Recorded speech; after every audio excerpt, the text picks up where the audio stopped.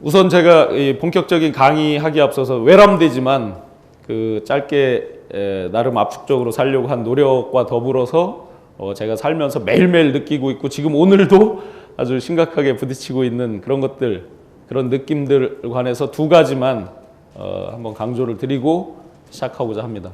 우선 요즘 보면 그 드라마 셀러리맨 초한지인가요?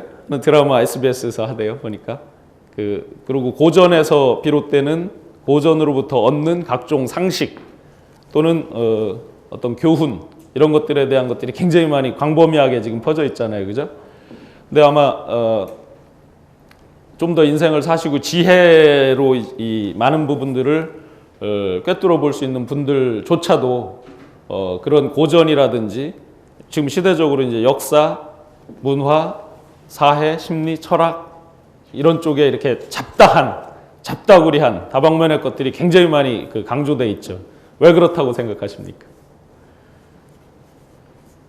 저희 뭐 통섭 이런 얘기 많이 하고 그죠? 지금 그 소통, 융합, 스티브 잡스로 대별되는 융합.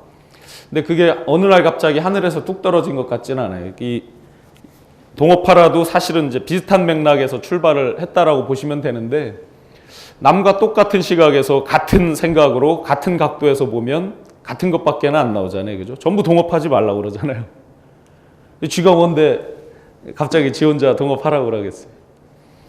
조금은 다른 각도, 다른 그 사이드에서 어프로치를 하다 보면 저도 개인적으로 호기심 천국입니다. 굉장히 많은 그 호기심을 갖고 살아요. 그렇게 하다 보면 어느 순간에 이게 가로 세로가 C줄을 날줄이 탁 깨지면서 어떤 새로운 것들이 떠오를 때가 있는 것 같습니다. 그런 것들을 자기 전공, 자기가 잘하는 것들만 하고 있다 보면 다른 각도로 어프로치 하기가 어려운 때가 많잖아요, 그죠? 자기 그 어떤 도그마에 빠지는 경우도 있고.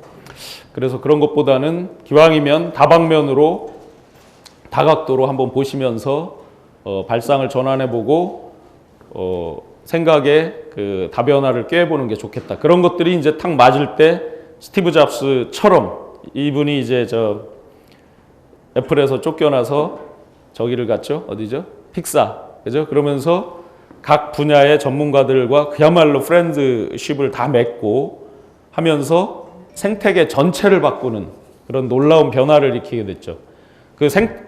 애플이 정말로 인정받는 거는 매출이 많아서 현금이 우리나라 엔간한 상장사를 다 살 수 있는 정도의 현금이 많아서 이런 것들이 아니라 근본적인 생태계 자체를 바꾼 힘. 그게 이제 저희 이 대한민국의 우리가 삼성을 자랑하고 있으나 그건 쉽게 쫓아가지 못하는 부분이죠. 분명히 그건 인정을 할 수 있는 부분이죠. 왜냐하면 그 생태계, 소위 말하는 판 자체를 바꾸는 그거만큼은 저희가 정말 여러 각도, 새로운 각도에서 봐야지 나올 수 있는 것 아니냐. 실제로 구글에서 지난해에 6,000명 정도 신입사원 뽑을 때 5,000명을 인문사회, 역사, 철학, 심리학 쪽에서 뽑았습니다. 그죠? 기사에 많이 나와 있는 내용입니다. 엔지니어, 테크니션들을 1,000명 정도밖에 보강하지 않았습니다. 거기에 뭔가 중요한 시사점이 있죠. 구글이 바보라서 그렇게 하는 건 아닐 거라고 보고요. 시대적으로도 하이브리드가 대세잖아요. 저희도 밤마다 폭탄주 먹잖아요. 소주, 맥주, 폭탄주. 하이브리드가 대세입니다. 한국 사람들은 아주 그런 거에 강합니다.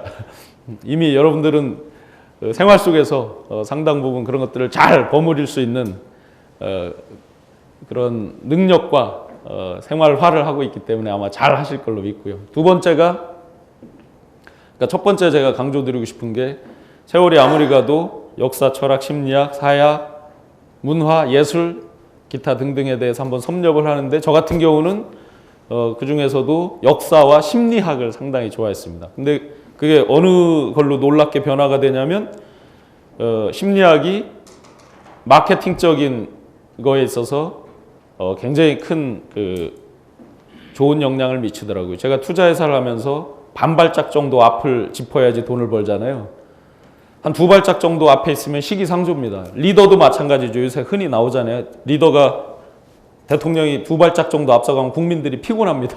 쫓아가질 못하니까. 반 발짝 정도 앞에 길목을 잡아야 돈을 벌죠. 그죠? 시대적으로 맞을 때, 아다리가 딱 맞을 때 벌게 되는 거고, 나도 모르게 야, 내가 이거 정말 획기적인 거 선점했다 했는데 너무 시기상조예요. 투자해놓고 자기가 먼저 죽습니다. 투자 회사들 중에서도 투자하고 먼저 죽는 데도 많습니다. 너무 빠른 걸음을 해서. 두 번째는 뭐 감히 인생을 저보다 훨씬 많이 사시고 이미 상당한 경지에 달한 분들도 많이 계신데 외람되지만 아이덴티티, 개인의 아이덴티티, 그다음에 비즈니스에 대한 아이덴티티를 끊임없이 저희가 하루하루 매일매일 매순간 고민하면서 살자. 어려운 얘기 같지만 우리 저 직장에 출근하실 때 내가 오늘 저 앞에 역 같은 놈 얼굴 쳐다보면서 오늘 하루를 또 어떻게 때우나, 저 인간들하고 오늘 하루 어떻게 때우고 점심 때 뭐 먹지? 매일 그렇게 생각하고 가는 사람과 우연히 살다 보면 그렇게 될 때가 의외로 많습니다. 야, 오늘 내가 출근해서 어떤 좋은 즐거운 일이 나를 기다릴까? 또는 거기서 한 발짝 더 나가서 내가 어떤 즐거운 일을 만들어낼까? 매일매일 부딪히는데 매일매일 흔들립니다. 저도 지잘난 맛에 대학 시절 내내 남보다 아이덴티티에 대해서 빨리 정립했다. 확고하게 정립하고 마이웨이를 확실하게 갔다. 이렇게 생각하고 지잘난 맛으로 살았는데 어느 순간 보니까 지금 이 순간 오늘조차도 흔들리고 있어요. 그런데 여기서 중요한 거는 아무리 흔들려도 그 메인스트림, 그 본류, 기둥은 흔들리지 않는 거죠.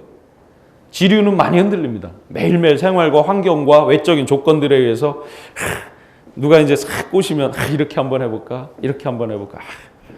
이놈의 회사 내가 때려쳐 말아. 막 그냥 수도 없이 흔들리고 있죠. 그 가운데에서 도도하게 내가 딱 잡고 있는 중심, 그 자체는 흔들리지 않아야 되겠죠. 그것만 흔들리지 않으면 저희가 살면서 정말 그 갈치자 행보를 많이 하는데 그러다가도 아, 여기가 이 산이 아닌게벼 하면 바로바로 다시 제자리로 좀 돌아올 수 있는 중심축을 빨리빨리 잡을 수 있는 큰 변화가 있는 것 같습니다. 그렇게 보면 내 개인의 생활, 개인의 아이덴티티, 또 사업하는 분들은 그 사업, 비즈니스 아이덴티티. 내가 왜 지금 2012년 2월달 이 순간에 이런 비즈니스를 창업을 해서 과연 국가와 사회와 또 어떤 부를 창출하기 위해서 어떤 가치를 창출하기 위해서 이런 일을 하느냐에 대한 아이덴티티를 확고하게 하고 가셔야 되겠죠. 내가 직장에 소속돼 있으면 내가 과연 직장 생활을 통해서 어떤 가치를 추구하고자 하느냐에 대한 것들을 확실하게 하고 가야 되겠죠. 그러면 아무리 흔들려도 빨리빨리 돌아올 수 있는 거죠, 저희가. 그래서 제가 감히 외람되지만 이것은 여러분들께 당부의 말씀이기도 하지만 저에 대한 주문이기도 합니다. 저에 대한 마법을 걸고 있는 겁니다. 매일매일 나 자신도 흔들리지 말자. 상황에 의해서 누구나 흔들릴 수는 있다. 그러나 항상 그 무게 중심축을 빨리빨리 찾아서 돌아오고 다시 또 나의 목표를 향해서 가고 그런 것들이 매일매일 반복되다 보면 분명히 압축적으로 다른 사람보다 저 앞에 테이블, 저 앞에 방이 빠른 속도로 자기한테 다가오고 창업했을 경우에 그런 비즈니스 성공이 빨리 오리라고 확신합니다. 그래서 두 가지 말씀드렸는데 두 번째 거 한번 피곤하시니까 한번 따라서 합시다. 아이덴티티를 정립하자. 한번 생활 속에서 해보시면 훨씬 좋을 것 같습니다. 요즘 어떠세요? 비즈니스 하시기가 어떠세요? 괜찮으세요? 어떠세요? 쉽지 않으시죠? 직장 다니시죠? 어떠세요? 요즘 직장 생활? 똑같아? 그래도 뻑뻑하시죠? 그래서 요새 제가 저 조선일보에 칼럼 연재하고 있는 거 혹시 보셨어요? 보신 분들 없으시? 모바일로 한번 제 이름 쳐보시면 제가 이 특강 할 때마다 농담을 하는데 대한민국에서 그 인터넷 검색을 했을 때 페이지 뷰 말고 페이지 숫자로 1위인 사람이 누굴 것 같으세요? 요새 저 해품달이 인기라서 김수현이가 엄청 나오던데 누굴 것 같으시? 검색 페이지 1등. 어느 분이 센스 있게 탁 한 말씀 하셨는데 어느 분이 말씀하셨어요? 제가 이따 갈 때 이 책 한 권 드리고 갈게요. 인터넷에 검색해 보시면 아직까지 전무후무한 기록입니다. 신용한 치시면 페이지가 끝이 없습니다. 친구들이, 제 고향 친구들이, 제 충북 청원이 고향인데, 야, 너 서울 가서 출세 좀 뭐 했다면서, 야, 너 검색해서 찾을 수가 없어. 야, 분명히 저 신문 잡지 표지 모델도 많이 나왔는데 왜 없냐? 신용한 한번 쳐보세요, 모바일. 신용한도 초과, 신용한도 위배. 전부 몇만 페이지가 나옵니다, 실제. 꼭 저 검색하시려면 신용한 대표 내지 신용한 사장을 치셔야 됩니다. 농담이고요. 제가 이제 조선일보의 그 동업에 대해서 지금 시리즈로 10번을 지금 연재하는 중에 2번이 나갔습니다. 이번 주에 이제 토요일 날 그 위클리비즈에 이제 궁합에 대해서 나가는데, 많은 분들이 그거 궁금하시잖아요, 그죠? 파트너랑 나랑 맞을까 안 맞을까? 한번 인터넷으로도 한번 봐주시고요. 이 강의록은 이게 40몇 페이지 될 겁니다. 보시면 제가 이 최윤규 대표님께 원하시는 분 다 무료로 저 다운하게 해드려라 라고 말씀드렸고요. 제가 강의록을 보고 강의를 하지 않습니다. 딱 목차만 제가 우선 말씀을 드리고, 전체적으로는 그 오늘 말씀드릴 거는 동업이 왜 시대적으로 선택이 아니라 필수가 됐느냐. 여러분들 지금 아직까지 그 생각 잘 안 하시죠? 나 동업 안 하는데 다 지금 그렇게 생각하실 거예요. 아마 이 자리를 나가실 때 생각이 좀 바뀌어서 나가실 겁니다. 그러면 선택이 아니라 왜 필수가 됐느냐? 왜 동업하라고 하느냐? 지가. 두 번째가, 그러면 동업에 있어서 파트너는 어떻게 고르느냐? 파트너를 내가 원해서 고르는 경우도 있고, 뭐 회사에서 맺어줘서 하는 경우도 있고, 여러 가지가 있지만 어떻게 하느냐? 실제 동업자를 내가 선택할 때 어떻게 설득할 거냐? 과연 저 사람하고 나랑 궁합이 맞을 거냐 안 맞을 거냐? 등등등. 그래서 혹시 제 책 사보신 분 계세요? 보시면 이 부록 부분이 뒤에 있는데, 뒤에 보시면 동업 궁합표라고 만들어 놨고요. 모바일 안드로이드 애플에 다 보시면 전 국민들한테 만들어서 공짜로 뿌려달라고 제가 요청을 해서 지금 전부 뿌리고 있습니다. 보시면 동업 치시면 동업의 달인이라고 요 안드로이드 마켓에 있고요. 여기에서 이따 이제 제가 강의 드리는 동업에 관한 각종 그 계약서라든지 사업계획서라든지 동업 궁합에 대한 그 시뮬레이션이라든지 이런 것들을 다운로드를 받으실 수 있으세요. 실제로. 한번 참고로 이따가 저 강의 끝나면 한 번씩 뭐 강의 중에 보셔도 좋고요. 하고 전부 다 동업의 시스템의 문제인데 대부분의 사람들이 계약하지 않습니다. 한국 사람들이. 그러고 나서 사고 터지면 이제 해결하기가 어렵죠. 그래서 그 시스템화에 대한 문제, 그다음에 이제 그 동업 특히 이제 이런 창업 관련해서 보면 특히 이제 1차 베이비 부머 세대분들 58년 개띠로 대별되는 분들이 작년부터 이제 상당수 대기업에서 퇴직을 하고 계세요. 그죠? 그런 분들이 프랜차이즈를 많이 초이스합니다. 불안하니까. 하면서 이제 그런 아이템에 대한 문제들, 창업 또는 새로운 프랜차이즈 등등에 대한 아이템, 그런 거에 대한 허와 실의 문제들, 그다음에 결국 모든 동업의 꽃은 이제 돈 문제니까, 지분 관계니까 그런 지분 관계들, 그다음에 그 지분의 투명성, 그다음에 여러분들 관심 많은 사내 벤처, 네이버나 인터팍 등으로 대별되는 사내 벤처들의 문제, 그다음에 이제 마지막으로 동업으로 성공하는 것만 중요한 게 아니라 하이마트, 유진그룹하고 피 터지게 싸웠잖아요. 뉴스에서 많이 보셨잖아요. 제가 카운슬링을 하고 있습니다. 그런 한 번의 성공이 중요한 게 아니라 2단계, 3단계는 어떻게 갈 거냐 하는 부분들 등등에 대해서 한번 개괄적으로 제가 말씀을 드리도록 하겠습니다. 결론은 이미 제가 말씀드렸어요. 힘들 때는 어떻게 가라? 함께 가라. 동업하라는 아니에요. 이 책을 쓰게 된 계기는 뭐 지가 갑자기 뭐 어디서 아까 이제 인문사의 역사 철학 뭐 쭉 말씀드렸지만 지가 밤새 고민해서 갑자기 떨어진 게 아니라 바로 저 자신의 절절한 실제 케이스를 가지고 고민을 하게 돼서 실제 이 책까지 산고의 고통을 겪으면서 나오게 됐고, 그렇기 때문에 아마 여러분들이 훨씬 더 읽기에 쉬울 겁니다. 이 책을 뭐 광고할 이유는 없지만 이미 여러분들 덕택에 베스트셀러, 스테디셀러 단계에 있기 때문에 그래도 날이면 날마다 오는 게 아니니까 보시면 전부 케이스입니다. 여러분들이 제가 제일 승질에 안 맞는 거는 예를 들어 여기 ABC 마트, SK 엔카 뭐 다 여러분들 이름 되면 다 알고 있는 케이스들입니다. 그런데 이 명예훼손이나 뭐 기타 등등의 여러 문제들 때문에 ABC 가불병 아주 성격에 맞지 않습니다. 그냥 팍 오픈하고 까발려 줘야 그냥 우리 쏙쏙 머리에 들어오는데 아쉽게도 그런 문제들 때문에 ABC 가불병 하다 보니까 아마 여러분들이 읽으면서 이게 이런 케이스인가를 잘 아마 모르실 수 있습니다. 근데 한번 제가 힌트를 드리면 보시면서 한 번씩 유추를 해주시면 옷가게로 나오면 그건 신발 가게를 바꾼 거고 예를 들자면요. 어쩔 수 없이 이제 그런 아쉬움은 있는데 어쨌든 제가 보통의 특강을 할 때는 오프터 레코드를 전제로 전부 실명으로 제가 케이스를 들고는 있습니다. 밖에 나가서 말씀하시면 괜히 제가 큰 화를 입을지도 모르니까 잘 좀 저거 해주시고요. 동업하고 계신 분 한번 손들어 보세요. 자기가 동업한다.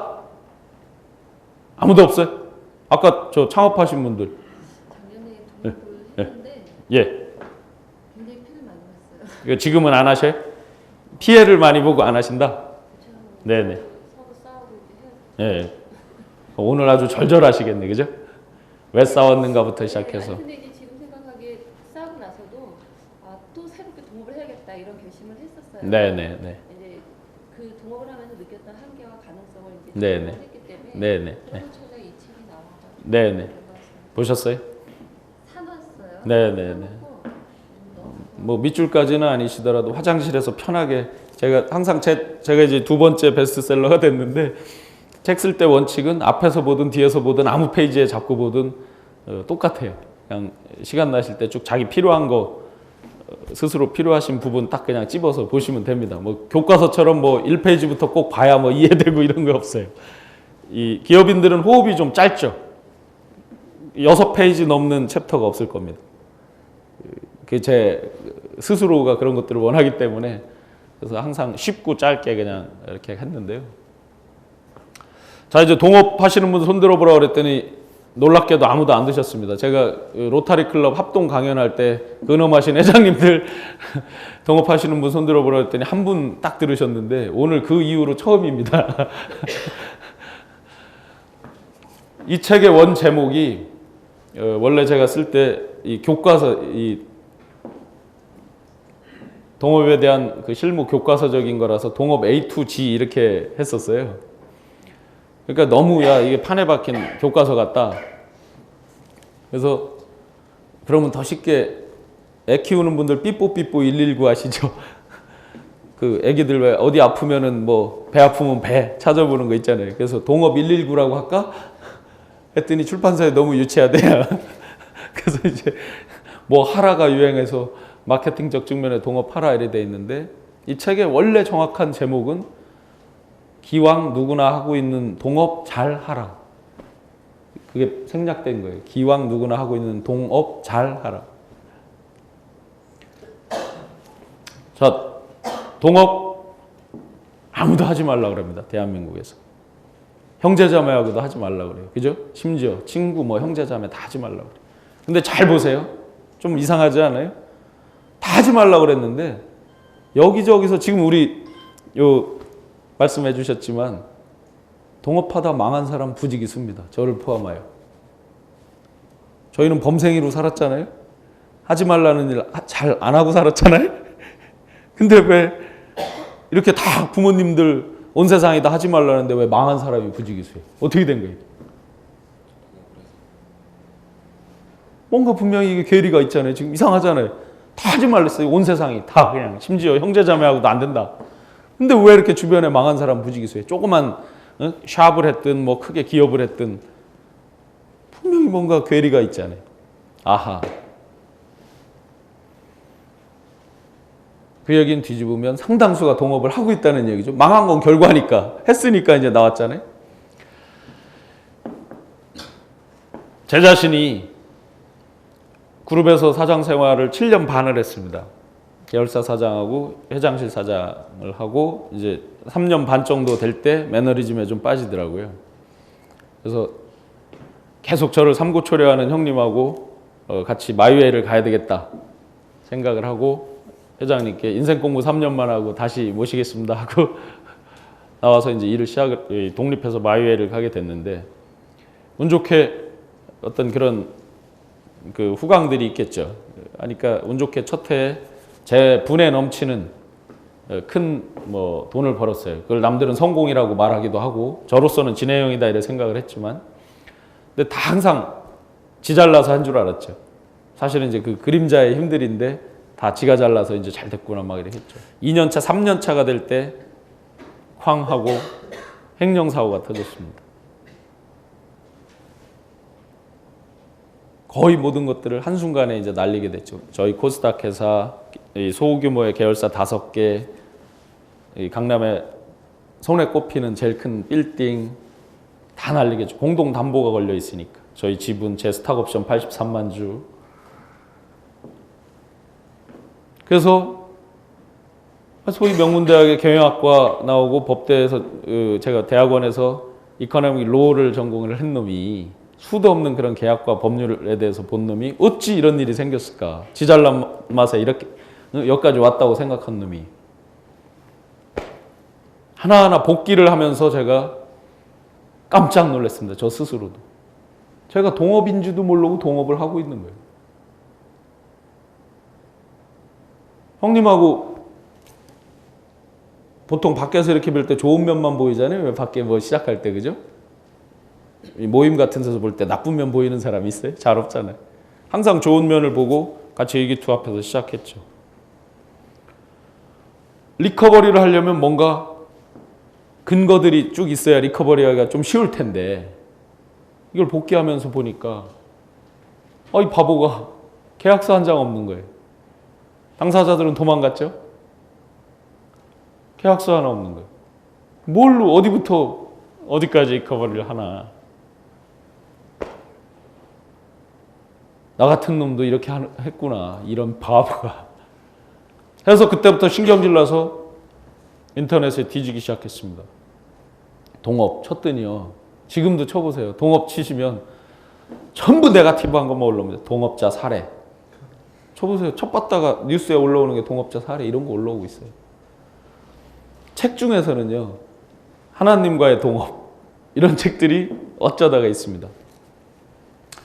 동업 계약서를 두들겨 봤죠. 뭐 비즈폼 이런 데 보면 1,000원씩 내고 A4 2장 뭐 이렇게 나와 있는 거 다운받고 거기에 이렇게 써져 있더라고요. 이걸 기초로 자기 상황을 추가해서 활용하시오 라고 써져 있어요. 속으로 이런 된장이 우리 같이 아는 놈도 그거를 할 수 있을까 말까 하는 정도인데 일반 조그맣게 소 창업하고 뭐 이렇게 하고 있는 분들이 여기다가 뭘 어떻게 첨가를 하라는 거냐 하고 제가 신경질이 나서 기업의 일생, 라이프 사이클, 회사를 기준으로 뭐 조그만 우리가 떡볶이 가게를 해도 마찬가지죠. 창업 단계부터, 그러니까 발기 단계에서부터 예를 들어서 돈을 끌어모으는 단계, 증자하는 단계, 어느 정도 좀 성공을 해서 피크에 가는 단계, 점점 쇠락해서 예를 들어 감자를 한다든지 뭐 또 뭐 피크 단계에서 배당을 한다든지 뭐 등등등 하면서 마지막에 잘못돼서 해산, 청산, 죽는 거죠. 사람으로 치면. 이 라이프 사이클을 놓고 전 단계를 한번 쭉 스크리닝을 해봤어요. 그걸 놓고 쭉 그 단계를 말로 쓰면서 계약서로 만들어봤어요. 그게 제 책 지금 저 사신 분들 계신데 부록 첫 번째 계약서 풀 버전이에요. 했더니 A4로 16페이지 나와요. 출판사에 줬더니 너무 안 돼. 줄여서 A4 한 10장 준 거가 지금 아마 인쇄돼서 14페이지인가 나왔을 거예요. 줄인 게 그 정도입니다. 그랬더니 그러면 소호 창업하고 이런 쪽에 전문가 아닌 분들은 어떻게 하냐 그래서 요약본 어려운 것들 빼고 뭐 일반인들이 뭐 콜옵션, 풋옵션 이런 건 잘 모르잖아요. 태걸롱, 드래걸롱 뭐 어렵잖아요. 그러니까 그런 것들 좀 제껴놓고 쉬운 것들을 담아서 이제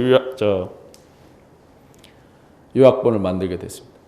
절절하게 제가 복귀하면서 스스로 이게 궁하면 파는 거죠, 그죠? 그래 하다 보니까 아주 신나고 재미난 일이 생겼어요. 이걸 그렇게 하면서 자료를 모아서 실제 이 책을 한 11개월 동안 정리해서 쓰게 됐는데요. 아주 신나고 좋은 일은 뭐냐. 동업 아무도 손 안 들으셨죠? 제가 이제 어떻게 하다 보니까 대한민국 최초의 동업 서적이 됐습니다. 외국에도 찾아보니까 많지 않아요. 거의 없습니다. 참고할 문헌이 없어요. 동업 하시는 분 손 들어 보십시오. 아무도 안 들잖아요. 왜? 동업에 대한 개념 규정이 없어요. 명쾌한 개념. 우리 마음속에도 없어요. 어디부터 어디가 동업이냐? 대부분 지금 마음속에 지분관계, 돈을 태우는 것만 동업이라고 생각하고 계세요. 그러셨죠? 대부분은 아마 속으로 그러셨을 거예요. 재밌는 거는 예를 들어서 서울대학의 어느 교수님께서 동업은 이런 거야 하고 여기부터 여기까지 동업이야? 동업 애매하잖아요. 누가 딱 정해놓으면 거기에 우리가 끌려갈 수밖에 없잖아요. 본의 아니게 또 사회 분위기가 좀 거기서 내가 반발하고 그거 아닌데요? 하고 덤비면 좀 이상해. 근데 첫 봤다니까 누가 시비 걸 사람이 없어요. 뭐 쥐가 여기부터 이거 동업이라고 했다는데 뭐 어쩔 거야 하는 그런 아주 즐겁고 정말 희열이 짜릿하게 느껴지더라고요. 제가 동업에 대해서 개념 규정했습니다. 첫 봤다니까 아무도 시비 거는 사람 없습니다. 앞으로도 아마 첫 봤다로 한 놈 거를 대부분 쫓아가죠. 많은 사람이 인용하겠죠. 김구 선생님께서 이 눈 쌓인 들판을 함부로 걷지 말라 그랬는데 제가 함부로 막 걸으면서 제 나름대로 한번 개념 규정해 봤습니다. 제가 개념 규정하는 동업은 비즈니스적인 운명 공동체. 좀 추상적이죠, 그죠? 비즈니스적인 운명 공동체. 좀 떠오르는 건 있잖아요, 그래도. 그죠? 비즈니스적으로 같이 흥하고, 같이 살고, 죽으면 같이 죽고, 같이 망하고. 강한 결속 형태부터 느슨한 결속 형태로 분류를 했어요. 개념 규정은 비즈니스적 운명 공동체가 이제 동업이다. 공공 파트너십에 있어서. 형태로 보면 아주 타이트한 결속 형태, 아주 느슨한 형태들. 타이트한 거요? 아까 말씀드렸듯이 지분관계로 엮이는 거. 인생 최고의 동업은 뭐예요? 아까 우리 최윤규 대표님 말씀하시대. 그게 단순한 개인의 단순화된 약한 형태가 아니라 최고의 동업이죠. 여론. 제 책 마지막 챕터에 인크루트 케이스가 있습니다. 이건 제가 사회이사를 하던 인크루트 케이스가 있습니다. 그 창업자들 둘이 비즈니스도 성공하고 결혼에 성공하고 이 세컨드 스테이지에 가서 지금 다시 한번 사업의 도약을 꿈꾸고 있습니다. 멋있죠? 강한 결속 형태. 뭐 결혼, 인생에 있어서 최고 강한 결속 형태죠. 지분, 당연히 강한 결속 형태, 눈에 보이는 거. 프랜차이즈, 그게 최고의 동업이라는 걸 거의 생각하시는 분들이 없죠, 평소에. 프랜차이즈, 프랜차이저와 프랜차이지, 최고의 동업 형태죠. 내가 이 교대 앞 곱창골목 옆에서 먼 곱창집을 잘했는데 프랜차이즈 G로서 잘했는데 이 프랜차이저 회사가 망했다. 그럼 갑자기 잘 되고 있는 우리 집도 큰 타격을 입는 거예요. 엊그제 최선당 사건 기억 안 나셔? 뭐 뒤에 이제 진실은 지금 밝혀지고 있지만 최선당 잘하고 있어요. 예를 들어서. 근데 갑자기 어디에서 최선당 천안 지점에서 직원이 임산부 배를 뭐 발로 찼다 하니까 어떻게 됩니까? 덩달아서 여러 사람이 나도 비슷한 경험이 있어 뭐 어쩌고 저쩌고 막 터져 나오면서 최선당 전체가 자빠질 수 있는 거예요. 그게 이 어찌 강한 결속 형태가 아니에요? 더 이상 동업이 어디 있어요? 제가 아까 말씀드렸잖아요. 비즈니스적인 운명 공동체가 됐잖아요. 한국에서 조금 알려지다 말았는데 파파존스 피자, 미국에서 동양 사람들 표현할 때 째진 눈, 그죠? 난리가 났죠? 사과하고 불매운동 막 일어납니다. 조금 더 아마 여러분들의 마음에 그 동업의 개념이 조금은 더 바뀌셨으리라고 보고, 그럼 좀 더 이 회사에 몸담고 계신 분들이 많으니까 작년도 4월, 5월쯤에 유성기업이라고 하는 회사가 파업을 했습니다. 현대차의 세컨더리 벤더입니다. 퍼스트 벤더가 아니고 세컨더리 벤더입니다. 베어링 만드는 회사입니다. 이 실린더에 들어가는 베어링 만드는 회사. 그 부품이 1370원쯤 된답니다. 이 회사가 약 3개월 파업했습니다. 현대차, 기아차 잘 나갈 때입니다. 지금도 잘 나가지만 그때 막 급성장 피치를 올리고 있을 때입니다. 어쨌습니까? 3개월째 파업하면서 기아자동차가 3일 동안 멈춘 적이 있습니다. 제가 말하는 동업의 개념은 콜래보레이션까지 다 묶기는 어려운 개념입니다. 이 세상에 너무나 많은 그 협업 관계들이 있기 때문에 그것까지를 다 포함할 수는 없어요. 왜냐하면 콜래보레이션은 잘 생각해 보시면 비즈니스적 운명 공동체가 아닌 경우가 많아요. 그죠? 같이 저랑 어떤 프로젝트를 놓고 뭐 이렇게 했어요. 내가 죽는다고 꼭 죽어야 되는 건 아니시잖아요. 그런 경우가 많아요. 그러면 옛날 같으면요. 요즘 이제 이렇게 협력업체 이렇게 표현해주면 2차 하도급 업체예요. 그 회사도 매출 1000억 이상 하지만 아마 사장님이 이렇게 쉽게 가서 구매부장 이런 분들 만나기 쉽지 않을 겁니다. 현실적으로 아직도 그거는 만만치 않을 겁니다. 현실은. 별로 생각지도 않았는데 전부 경제신문 머릿기사 그래요. 1000원짜리 회사가 공룡을 쓰러뜨리다. 뭐 이런 거예요. 제목이. 자동차 뭡니까? 신뢰가 생명이죠. 안전에 대한 신뢰 부분. 파업 기간에 나오는 차 사겠습니까? 저부터도 안 사. 그렇게 만약에 3일 만에 멈췄기에 망정이지 3주 3개월 갔다고 생각해 보세요. 그 비상하던 현대차 기아차도 역시나 일본 도요타 생각해 보시면 간단합니다.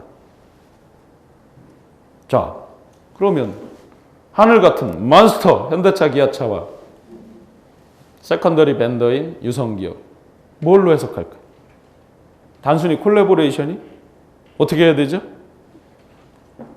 파업 비즈니스 운명을 같이 했잖아요. 이 회사가 생각지도 않던 세컨더리 벤더가 파업하면서 이 운명이 왔다 갔다 할 처지에 이 뭘로 해석할까요? 그 동업 아니에요?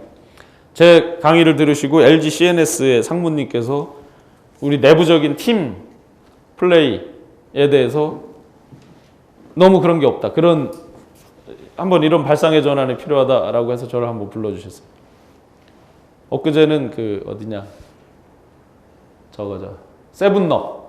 세븐넉에서 다 이제 딜러 이런 분들이 이제 사실 다 팀플레이인데 그런 일종의 동지 내지 동질 의식들이 이제 부족한 거죠. 동업 의식들이 부족한 거죠. 그래서 그런 것들에 대해서 왜 그렇게 되는지는 이제 한번 쭉 말씀을 들으면서 한번 보시고요. 우리가 조금만 마음을 달리해 보면 이미 여러분들 다 동업하고 계세요. 다만 그 범위의 문제일 뿐입니다. 그런데 동업을 하는 게 유리하냐 안 하는 게 유리하냐는 더 이상 말할 필요가 없습니다. 왜? 세상이 굉장히 복잡해졌어요. 전문화됐습니다. 세분화됐습니다. 제가 경영학과를 나오고 법대를 나왔지만 굳이 제가 회계사 또는 변호사를 해야 됩니까? 훨씬 더 저보다 잘할 수 있는 회계사, 변호사분들 제가 같이 일하는 게 훨씬 효율적, 효과적입니다. 비즈니스는 결국은 결과를 갖고 평가를 합니다. 뭐를 초이스 하시겠어요? 옛날처럼 나 혼자, 물론 1인 창조기업, 1인 창업기업, 정부에서 뭐 1인 창업이 고용 문제를 해결한다. 그거는 조금 어폐가 있는 얘기입니다. 뭐 변론이지만 그런 것들은 그로 인한 폐해나 저도 항상 창업 도전 정신을 강조하지만 제가 강조하는 건 창업하라가 아니라 도전 정신 그 쉽을 강조하는 거죠. 그 후유증에 대해서는 저희가 다 공동으로 분담하는 사회적 비용화 돼버리죠. 그건 변론이지만 이렇게 전문화되고 세분화된 속에서 제가 예를 들어서 영업통인데 재무, 회계 저 혼자 다 물론 이제 1인이 창업하고 할 경우에 당연히 뭐 어느 단계까지는 자기가 하는 그 과정은 있지만 어느 정도 궤도에 갔다고 했을 때 굳이 뭐 다 할 필요는 없잖아요. 잘 하고 있는 분들 손을 잡고 같이 가는 게 훨씬 효율적, 효과적이라는 건 지극히 상식적인 거기 때문에 뭐 더 강조드릴 필요가 없죠. 스티브 잡스가 지가 다 한다고 들었다 했으면 그 생태계 판을 바꿨겠어요? 스티브 잡스의 위대성은 저는 그걸 잘 엮는 능력. 본인이 엔지니어가 아니잖아요. 스티브 워즈니악이라고 하는 최고의 파트너가 사과를 깨어물게, 한입 깨어물게 만드는 그 능력들. 그게 시대적으로 최고로 요구되는 가치들 아니냐.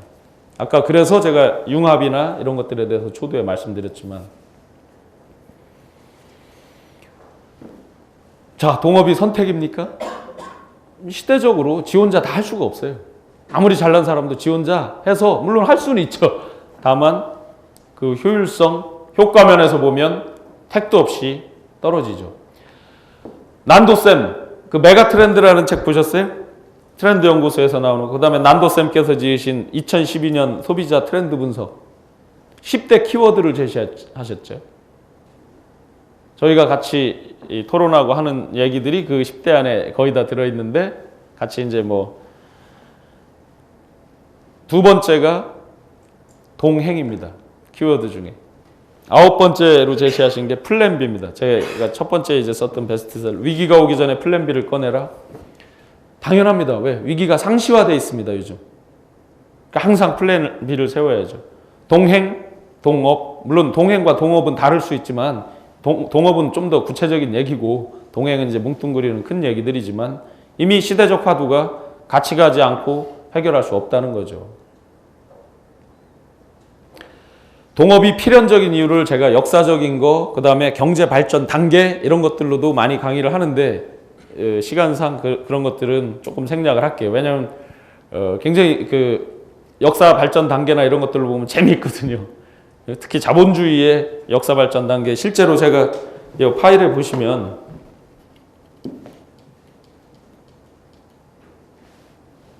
이런 걸로 설명을 하는데, 그냥 오늘은 이거는 생략을 하겠습니다.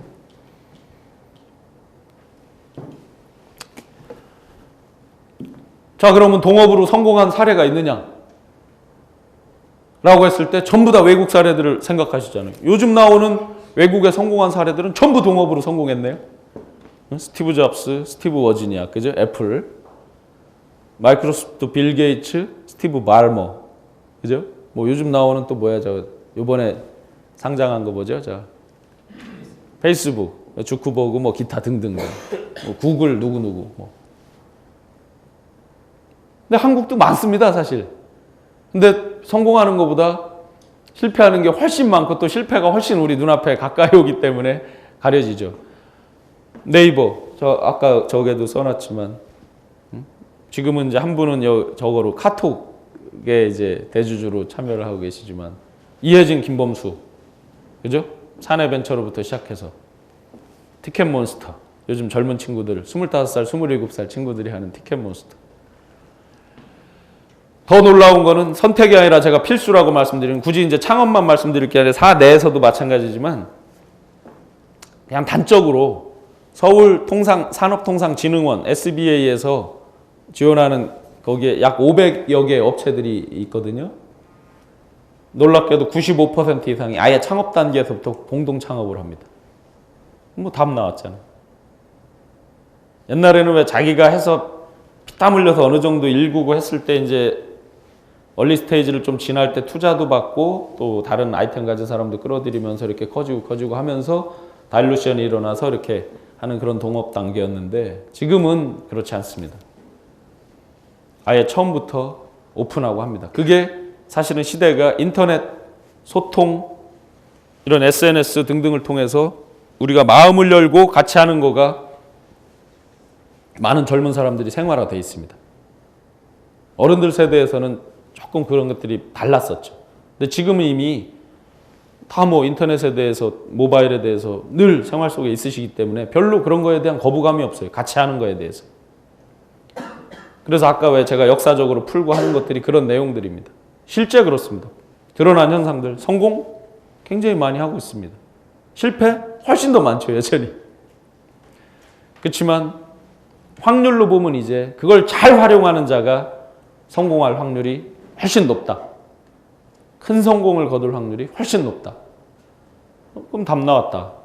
뭐 회사 내에서 어떤 프로젝트를 하든, 어떤 창업을 하든, 은퇴 이후에 제2의 삶을 살든, 각 처에 널려 있는 훌륭한 전문가들, 훌륭한 인적 리소스들을 어떻게 잘 나와 맞춰서 규합할 수 있을까를 끊임없이 고민하시는 게 훨씬 더 성공에 빨리 갈 수 있는 길 아니겠느냐. 저 역시 마찬가지죠.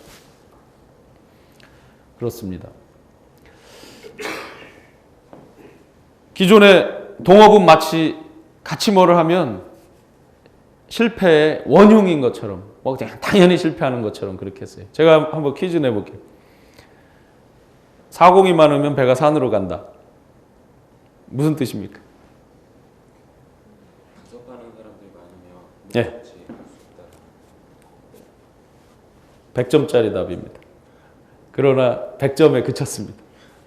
이게 1000점짜리 답이 있습니다. 사공이 많으면 배가 산으로 간다. 현대적 개념을 어떻게 해석하셔야 됩니까? 시각을 달리해서 아까 말씀드렸잖아요. 다른 각도의 어프로치. 사공이 많으면 배가 산으로 간다. 초등학생들은 맞춥니다. 왜냐하면 발상을 달리하니까. 그래서 걸어가니까 힘을 합치면 못 이룰 일이 없다. 다시 한번 잘 생각해 보세요. 얼마나 힘쓰고 힘을 합쳐서 땡겨야 배가 산으로 갑니까? 바다에서. 이제는 시대적으로 배를 산으로 보낼 정도의 힘을 결집하고 그런 인적, 물적 리소스들을 땡겨야 하는 시대가 됐습니다. 쭉 1번부터 7번까지 다 말씀드렸습니다. 시대적으로 다 하지 마라. 형제, 자매, 친척 다 하지 마라. 마치 실패 원흉인 양 했는데 뒤집어 보면 하지 않는 사람이 잘 없다 의외로. 범위의 문제일 뿐이고 우리가 부지불식간에 인지를 잘 안 해서 그렇지 거의 상당 부분 동업을 하고 있다. 다만 그게 지분관계로 타이트한 거냐 아니냐 등등 범위는 다르지만 그다음에 국내외에 상당한 그 성공 사례 실패사들이 병존하는데 크게 성공한 케이스들을 보면 대부분 동업을 했다. 뭐 시간 없어 넘어가지만 삼성 뭘로 시작했습니까? 그 조홍재 회장님하고 이병철 회장님 동업 신문에 보시면 많이 나와 있습니다. 그래서 1번부터 7번까지를 그 동업은 어쨌든 시대적으로 이제는 당연히 우리가 가면서 발상을 바꿔서 새롭게 접근해야 될 대상이다 라고 생각하시는 게 훨씬 더 아마 이 자리에 계신 분들의 그 성공을 땡겨줄 것 같습니다. 교대 앞에 제가 떡볶이집 하나 이제 내는데 저는 기술은 없어요. 근데 제안을 받았어요. 주방을 친구신데 친구가 이제 저한테 제안을 하는 거예요. 옆에서 만두집을 해서 이미 성공을 한 경험이 있어요. 그래서 저한테 교대 6번 출구 앞에 좋은 모기 자리가 났는데 떡볶이집 한번 하자. 좋은 레시피를 개발했다. 응? 남들 다 매운 떡볶이 할 때 마복님 할머니가 간장 떡볶이 한 거 아니야? 좋은 레시피를 개발했다. 국대 떡볶이 김상현 대표. 제가 맨날 니 똥국대 떡볶이냐 하고 약 올리는데 그 국가대표의 줄임말입니다. 그게 이 김상현 대표가 그걸 이루기 위해서 캐나다에서부터 돈 1000만 원 가지고 가서 수도 없는 그 본인 스스로가 하면서 그 아이디어를 얻어서 하여튼 지금 여기까지 왔어요. 좋은 제안을 받았어요. 저는 그래 내가 자본을 댈게. 홀서빙 내가 할게. 서브는 내가 자신 있을 것 같아. 쭉 했습니다. 근데 과연 제가 이 판단을 할 때 친구가 제안했을 때 받아들일까 말까를 판단할 때 어쩔까요? 한국 사람들 대부분 뭐 따집니까? 수익은 수익이고 예, 그거는 이제 계산의 문제고 당연히 따지죠. 과연 이 친구랑 나랑 잘 맞을까? 코드가 잘 맞을까? 이거부터 생각하고 있어요. 그죠? 정과 의리 이런 거부터 이제 시작하고 있죠, 사실.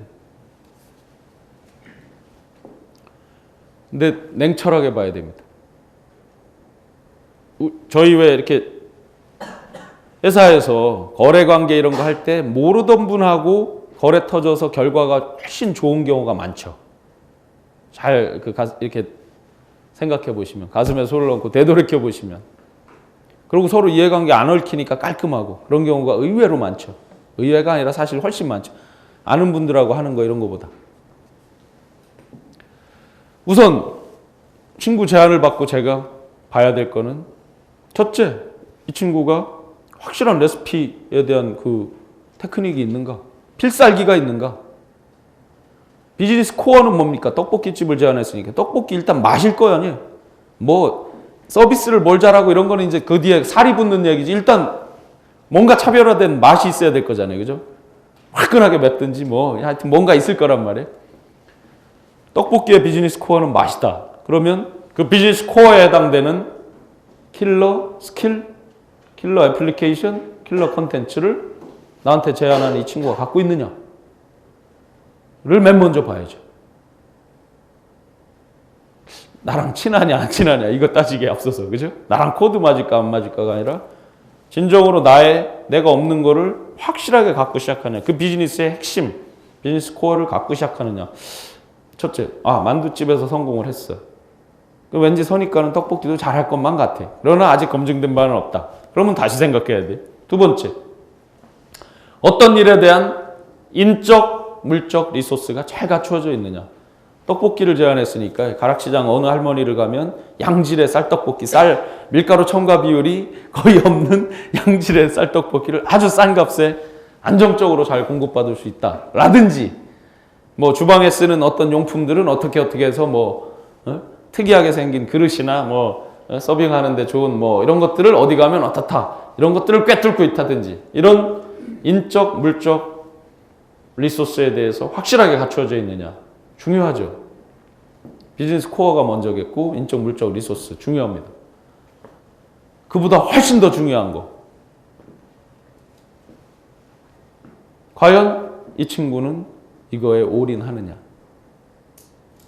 낮에 만두집에서 하고 저녁에 대강 와서 보조 시다라고 그러나 보조 조리하는 사람한테 레시피 전수하고 낮에는 만두집에 갔다가 저녁에 와서 뭐 한다. 투자해야 됩니까? 하겠습니까? 하시겠어요?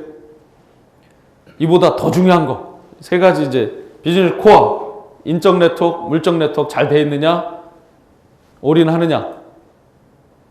크게 이제 세 가지 말씀드렸어요. 그보다 더 중요한 거, 내 파트너 따지기 앞서서 회사에서 어떤 큰 프로젝트, 제가 이제 우리가 그린화제 이제 인수하는 그 프로젝트를 하게 되는데 각 부서별로 이제 차출을 합니다. 계열사별로 부서별로 막 차출합니다. 이런 거 쭉 따지잖아요.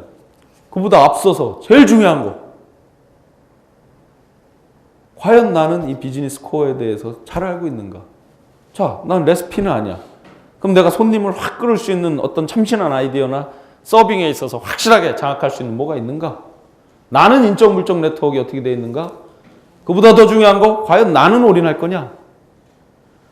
내가 홀서빙을 본다면 몸까지 가는 거니까 돈도 태우고 몸도 태웠어요? 올인해야죠. 제 책에 보면은 분당 파크뷰 앞에 아이스크림집 케이스 써져 있을 거예요. 제 선배님 케이스입니다.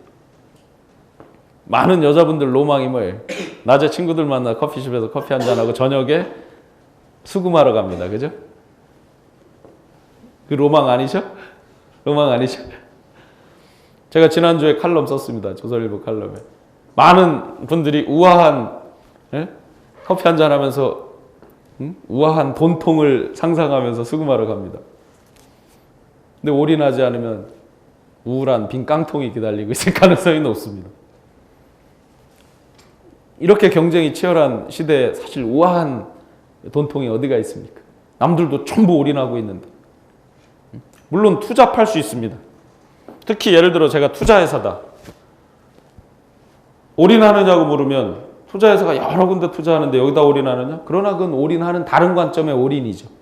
어쨌든 파트너의 비즈니스 코어, 킬러 컨텐츠, 킬러 애플리케이션, 킬러 스킬 반드시 있어야 됩니다. 거기 한술 더 뜨면 소위 말하는 안목지, 보이지는 않으나 정말 좋은데 차마 말 못할 그것까지 있는, 그렇잖아요. 우리 뭔가 대단한 뭐가 있는데 이건 말로 표현 못하는 것까지 갖춰져 있으면 완전 베스트죠. 금상첨화죠. 그런 거에 다 앞서서 과연 나는 어쩐가? 나는 올인할 것인가? 제일 중요합니다. 상대방도 올인, 나도 올인해야만 해. 그래야 성공할까 말까 합니다. 파트너 선정에 있어서 제일 중요한 것들은 그런 것들이라고 봅니다. 두 번째로 그렇게 해서 이제 이 친구랑 하기로 했습니다. 그래서 교대역 6번 출구 앞에 이제 딱 하기로 했습니다. 제가 가장 따올 거가 뭐냐? 만두집의 성공을 본받아야 되겠죠. 남들의 성공 경험은 굉장히 중요합니다. 같은 프로젝트를 할 때 아까 이제 나는 올인한다 결심했어요. 3개월 내가 집에 안 가고 프로젝트 성공한다. 여기서 기존에 이런 거 M&A 할 때 참여해봐서 이 성공해본 놈들 다 나와봐. 집합. 계속 그때 어떻게 했지? 성공 노하우 그때 삐끗한 건 뭐고 문제점이 뭐고 다 받았어요. 성공으로부터 얻는 교훈이 더 값지세요? 실패로부터 얻는 교훈이 더 값지세요? 개인적으로. 정답이 아니니까 편하게 합니다. 개인적으로. 정답은 없어. 성공. 성공으로부터 얻는 교훈을 평소에 값지다고 생각해요? 실패로부터 얻는 걸 값지다고 생각해요? 실패. 예. 다 다양한, 이건 정답은 없으니까요. 저는 단호하게 성공으로부터 얻는 교훈이 훨씬 더 값집니다. 개인적으로. 이유는 간단합니다. 실패로부터 얻는 교훈은 솔루션이 없습니다. 이렇게 했더니 망하는구나. 망해봐야 이놈이 다음부터는 이러지 말아야지. 이렇게 했더니 돈도 벌리고 가게도 커지고 회사도 커지고 사람도 늘어나고 매출 수익 점점점 상승 시너지가 일어나고 이렇구나. 점점점 어떻게 발전시켜야지. 솔루션이 있습니다. 그런데 만두집의 성공을 통한 굉장한 솔루션을 갖고 있습니다. 근데 그러다 보니까 거기서 뭐가 생겨요? 그 도구마에 빠집니다. 지난번에 하이트 맥주 인수할 때 이렇게 했다. 그러니까 이번에도 이렇게 해보자. 이 작전으로 한번 가보자. 한 판 치기. 제가 플랜 B에 썼습니다. 한 판에 상대방을 제압하기. 1000억 그 상관에서 아리까리하게 싸우는데 야 째째하게 그렇게 쓰지 마. 우리 소주 맥주 시너지는 1000억으로 계산할 필요가 없어. 3000억 4000억 막 엎었습니다. 아예 못 쫓아오게 경쟁자들이. 그럼 이번에도 한번 이렇게 해보자. 과연 맞을까요? 정주영 회장님 옛날 그 육감이라는 거 있잖아요. 그죠? 어르신들. 요즘 저거로 그걸 폄하해서 말하면 통밥입니다. 룰루브 썸입니다. 꼬나보면서. 근데 여전히 지금도 시대가 아무리 변해도 육감이 우월할 때가 있습니다. 그러나 확률로 보면 요즘같이 정말 세분화되고 다원화되고 전문화된 속에서 수많은 전문가들이 합쳐져도 만만치 않은데 감으로 뭘 한다는 게 결과적으로 감이 잘 되는 경우는 있으나 확률상으로 보면 현격히 떨어집니다. 그런데 왜 그런 감을 계속 고집할까? 바로 성공 경험으로부터 오는 함정이죠. 제가 한 말이 아닙니다. 놀랍게도 역사학자, 그 인문학자인 아놀드 토인비, 휴브리스라는 단어 들어보셨어요? 휴브리스. 성공 경험으로부터 오는 오만과 독선. 그거에 빠지기가 굉장히 쉽거든요. 실제 저 역시나 지잘나서 맨날 내가 이렇게 했더니 이게 됐구나 라고 생각하고 하고 많은 분들이 아마 아까 제가 말씀드렸잖아요. 성공 경험이 굉장히 소중합니다. 그러나 그거로부터 생기는 오만과 독선, 아집에 의해서 이렇게 급변하고 위기가 상시화되고 마구 돌아가고 있는데 어떻게 되는지 모르고 대북 송금하고 이럽니다. 그럴 수 있습니다. 왜? 항상 그게 맞았기 때문에. 어느 순간 이게 한귀팅이가 물이 새는 거를 잘 인지하기 어렵습니다. 성공 경험은 굉장히 소중하다. 그러나 그 함정에 빠지지 말자. 둘이 맨날 싸웁니다. 야, 내가 옆에서 만두집 할 때는 말이야 이렇게 해가지고 단무지 몇 개 더 줬더니 훨씬 좋아해. 색깔 없는 단무지로 했더니 사람들이 더 좋아해. 이번에도 이러면 잘 될 거야. 떡볶이나 뭐 만두나 뭐 반찬 뭐 다 비슷한데 막 했습니다. 야, 떡볶이는 매우니까 쿨피스 한번 줘야 되지 않겠어? 아, 그 필요 없어. 맨날 싸웁니다. 파트너의 성공 경험을 사야죠. 높게 사야죠. 그러나 그로부터 비롯되는 함정은 정말 조심하자.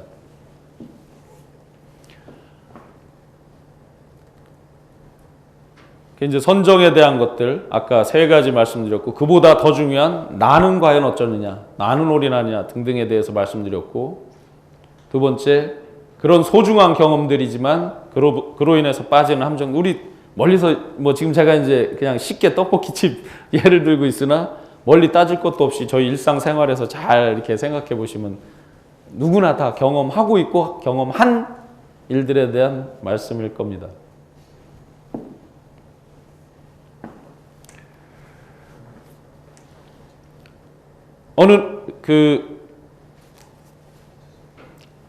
하는데 저는 이제 같이 이제 요 6번 출구에 시작한 거예요. 이 빌딩에서 1층에서.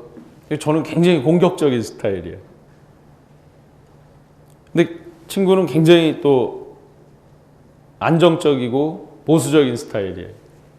야, 이 정도 됐으면 우리 이호 좀 내자.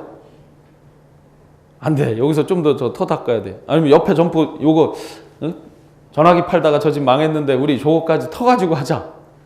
안 돼. 맨날 그럴 수 있잖아요. 그죠? 요번 주 칼럼에 나가는 주제입니다. 뭐 궁합과 맞물려서 나가는데 서로 맞추기 위해서 우선 자기 자신에 대해서 잘 알아야 되잖아요. 주식 투자들 많이 하시죠? 주식 투자 하시는 분들은 자기 성향에 대해서 굉장히 잘 압니다. 대부분.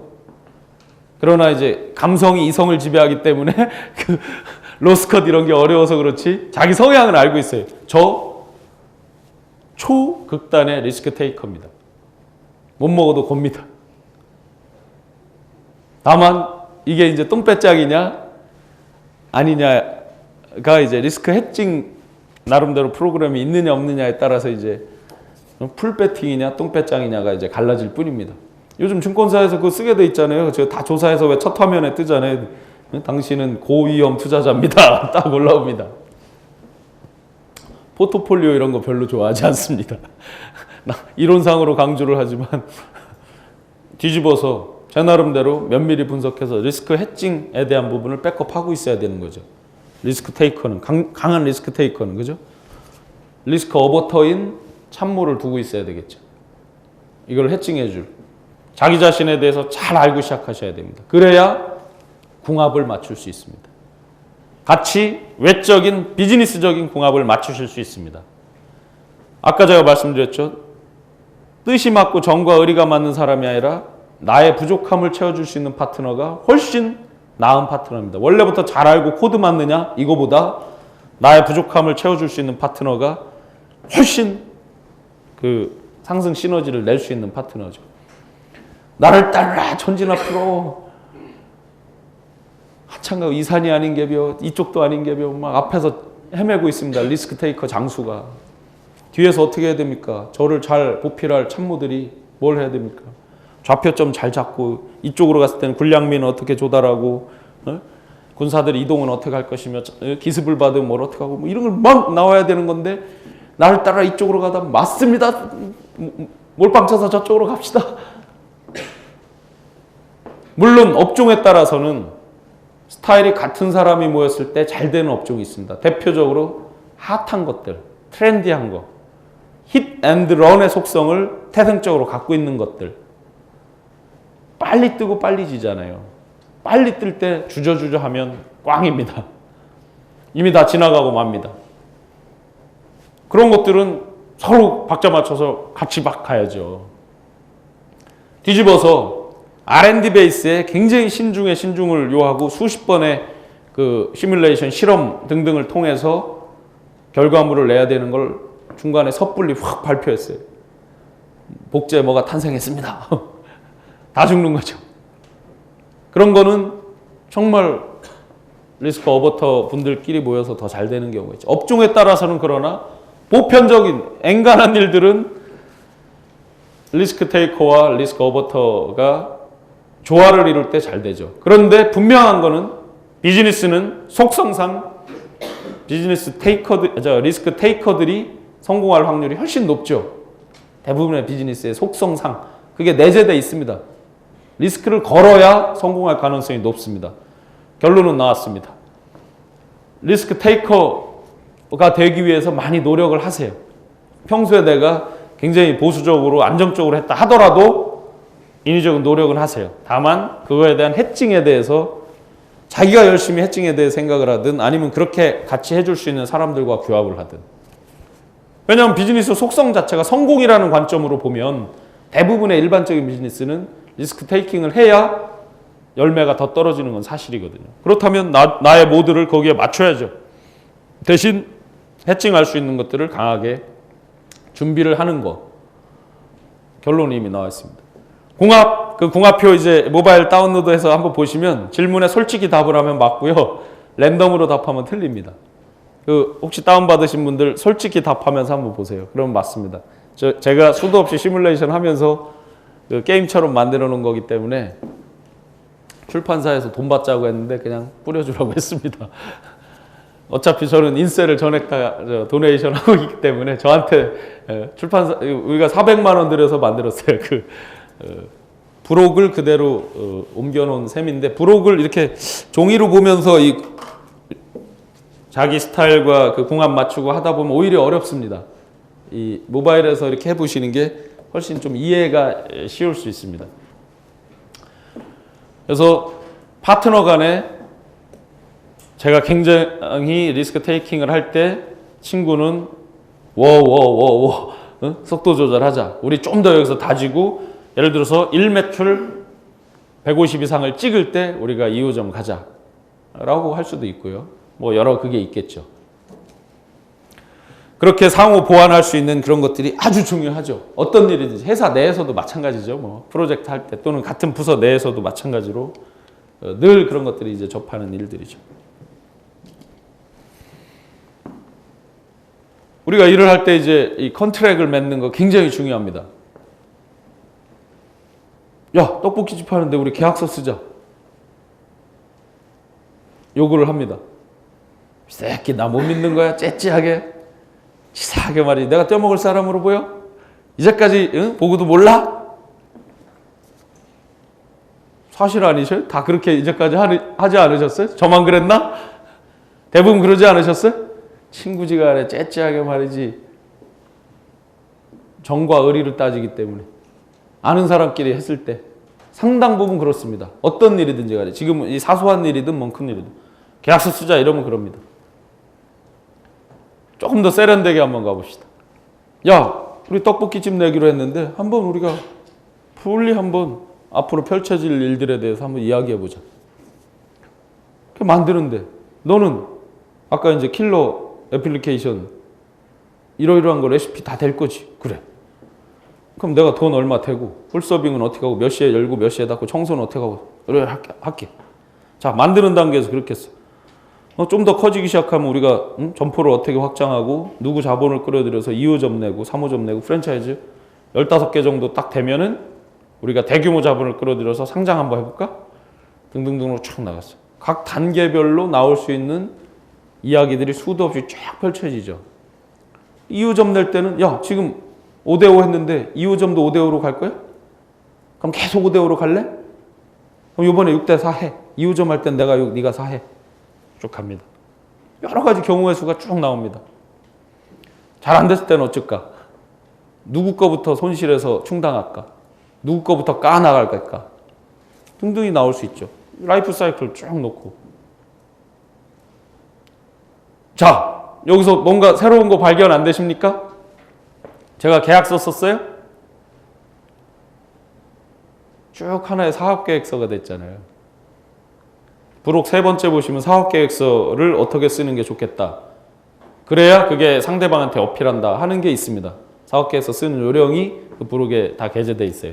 다 다운로드 받으시고 이메일에 다 보낼 수 있게 해놨어요. 워드 버전, 한글 버전. 그 이메일로 다 이렇게 받아보세요. 출력해서 한번 보세요.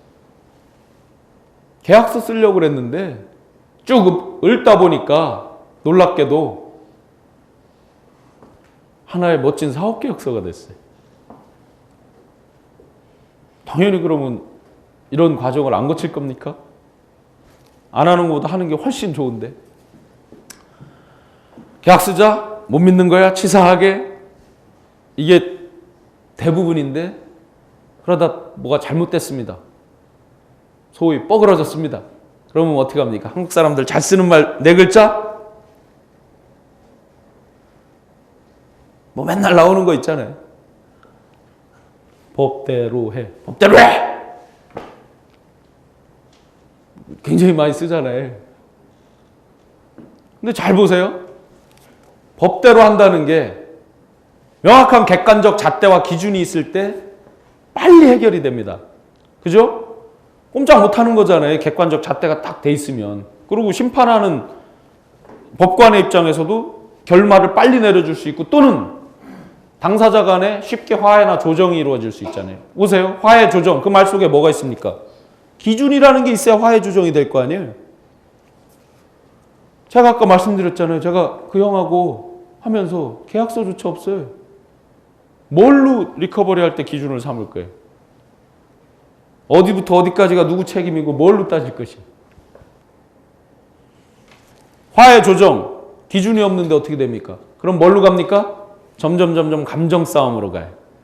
새끼 말이지 치사하게 어떻게 네 놈이 나한테 이럴 수 있냐 이러면서 점점 불거집니다.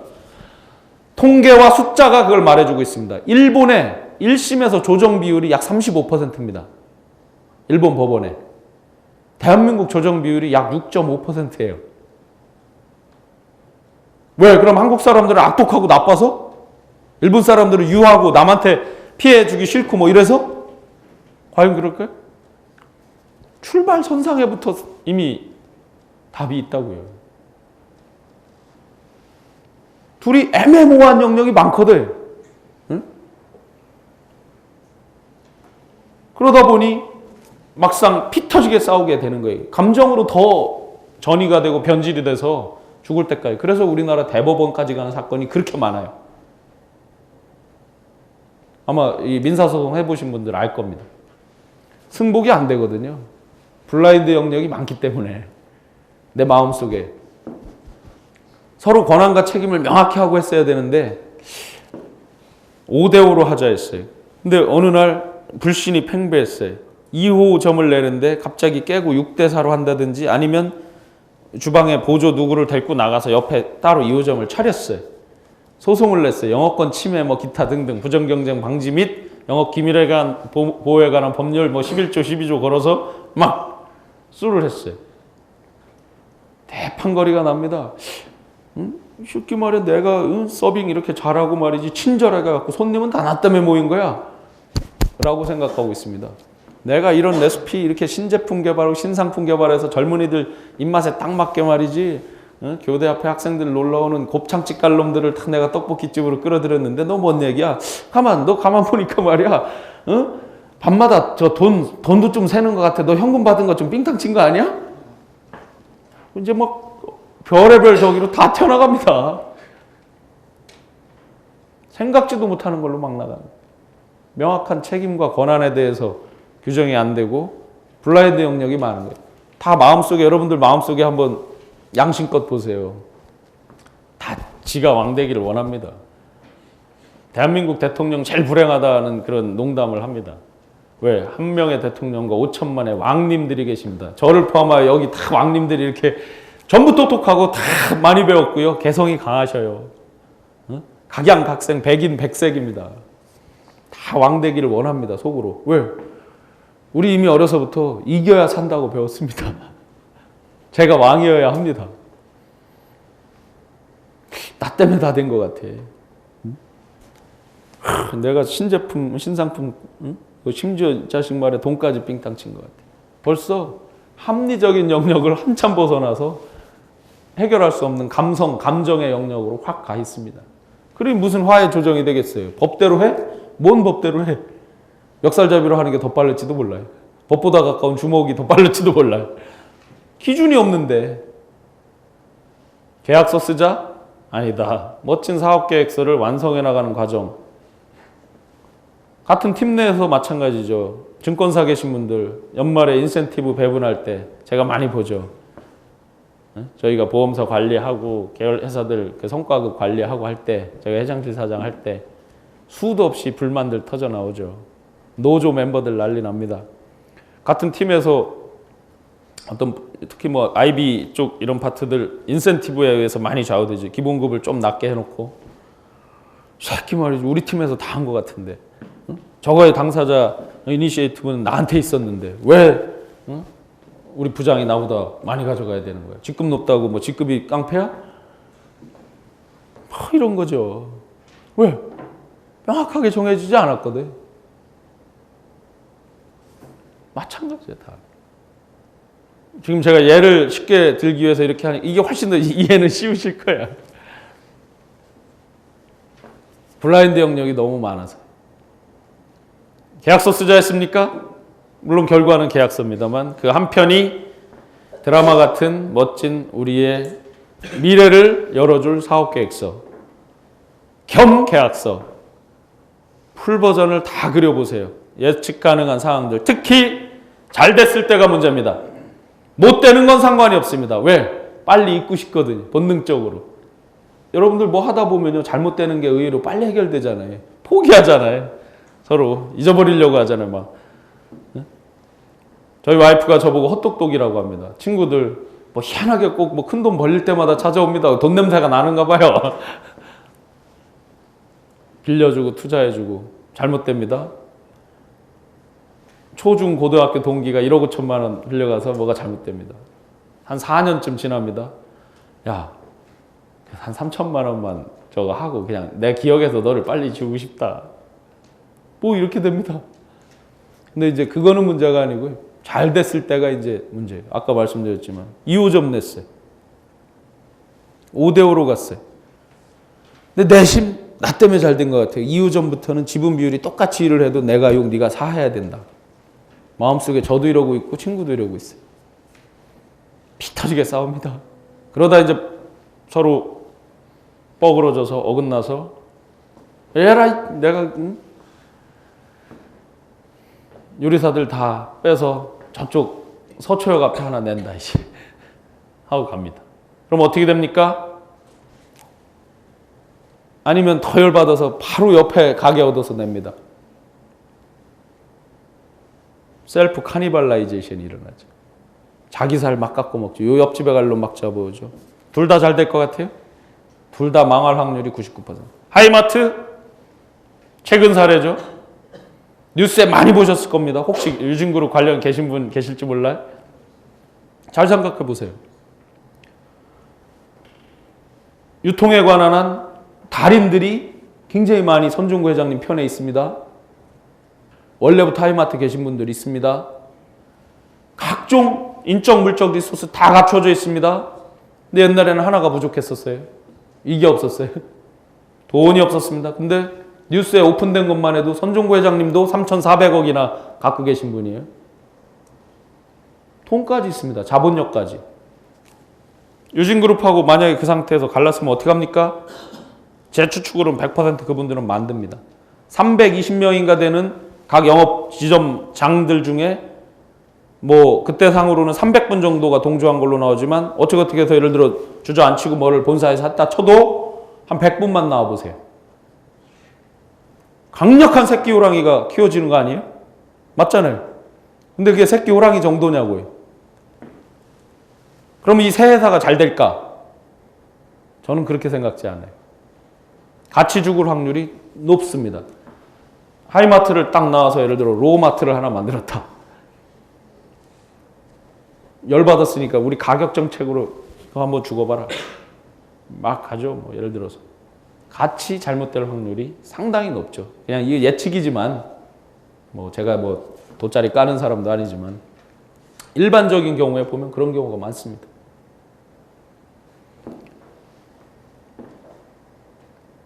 이따가 동업의 분화, 진화, 2단계, 3단계 성공이 더 중요하다는 말씀과 맞물려서 지금 같이 말씀을 드리고 있는 건데 그런 것들이 왜 발생했느냐? 그분들이 나빠서? 욕심이 많아서? 안 똑똑해서? 아니에요. 계약서가 있으세요. 근데 거기에 블라인드 영역이 너무 많아요. 이해 상충이 될 만한 영역이 너무 많은 거예요. 그러고 잘 돼서 그런 거예요. 뒤집어 보면. 마찬가지. 저희 떡볶이집도 잘 되면 그럴 가능성이 높아요. 5대5의 법칙, 지분관계에서 여러분들 5대5 좋아하지 마십시오. 모든 싸움은 어디서 일어나요? 팽팽할 때 일어나요. 5대5일 때 싸움이 일어난다고요. 그 유명한 세계적인 부호 홍콩의 이가성 씨, 리카이싱. 타임즈에도 그 인터뷰할 때 한 얘기고 포브스에도 한 얘기고 51대 49의 법칙을 얘기합니다. 거기서 그분은 뭘 갖는다? 49를 초이스하죠. 왜? 내가 49를 초이스했을 때 51을 가져간 사람이 성공을 하게 되면 반드시 그 다음에 계속해서 자기에게, 왜냐하면 다른 사람들은요, 저를 포함하여 본능적으로 내가 왕이 돼야 돼. 자식 아무리 그래도 임마 내가 51이지 어디다 대고 네가 감히.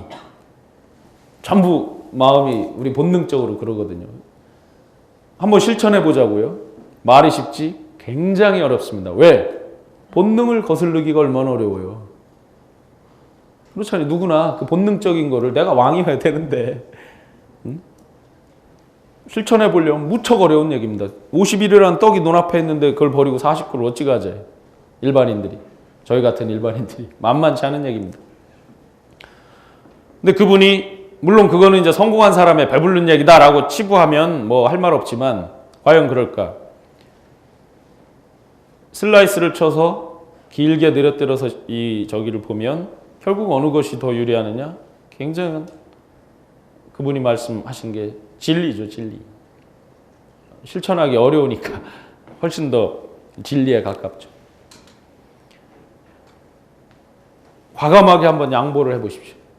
그래, 내가 이번 양보할게. 2호점은 네가 51 해. 60 해. 내가 40 하고. 그럼 3호점은 내가 나한테 60 달라. 크로스로 하자. 해서 매출 얼마까지 갈 동안에는 이걸 룰로 하자. 근데 이제 그 다음에는 다시 세컨 스테이지로 이게 성장을 하니까 그때는 다시 재정하자. 예를 들어서 프랜차이즈 우리 10개를 넘어가면서 11번째부터는 다시 정하자. 왜냐면 또 외부 자본을 받아야 되니까 그때는 다시 정하자. 라든지 이런 소설이 나올 수 있잖아요. 그죠? 시나리오가 쫙 그려지잖아요. 5대5 집착하지 마세요. 모든 싸움은 5대5에서 납니다. 팽팽한 긴장일 때 꼭 싸움이 나죠.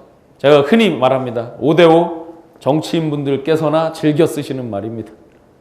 표를 위해서. 그러나 비즈니스는 그럴 필요가 없습니다. 과감하게 한번 양보하는 연습들을 하자고요. 저부터. 본능을 한번 거슬러 보십시다. 하다 보면 정말 놀라운 결과가 있을 것만 같아요. 그분처럼. 그래서 제가 계약서, 법대로 해, 사업계획서 등등에 대해서 말씀을 드렸습니다. 라이프 사이클 트렌드 이런 것들에 대해서는 말씀드리지 않겠습니다. 시간상. 훨씬 더 재밌는 내용이지만 제가 어떻게 하다가 민족사관학교 경제 그 교사 자원봉사를 했는데 마케팅을 강의를 하게 됐어요.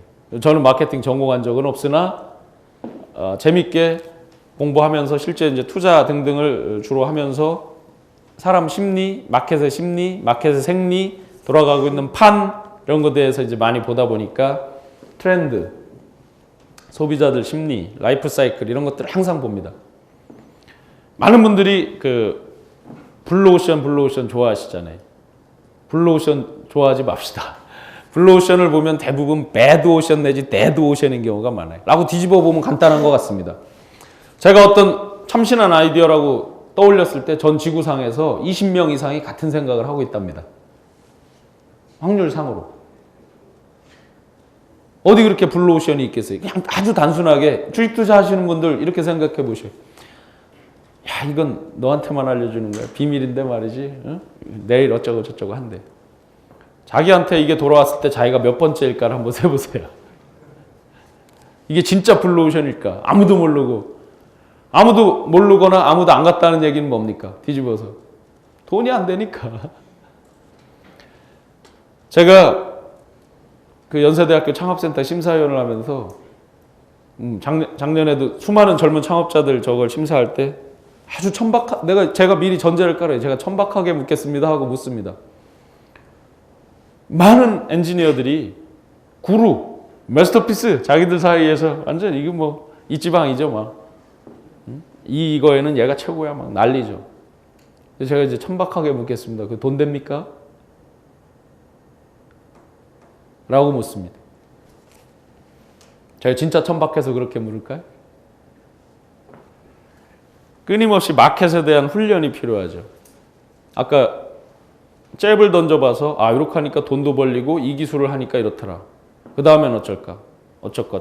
여러분들 골프존 이런 거 아시잖아요. 그 엔지니어들 사이에서 대단한 하이엔드 테크놀로지입니까? 뭐죠?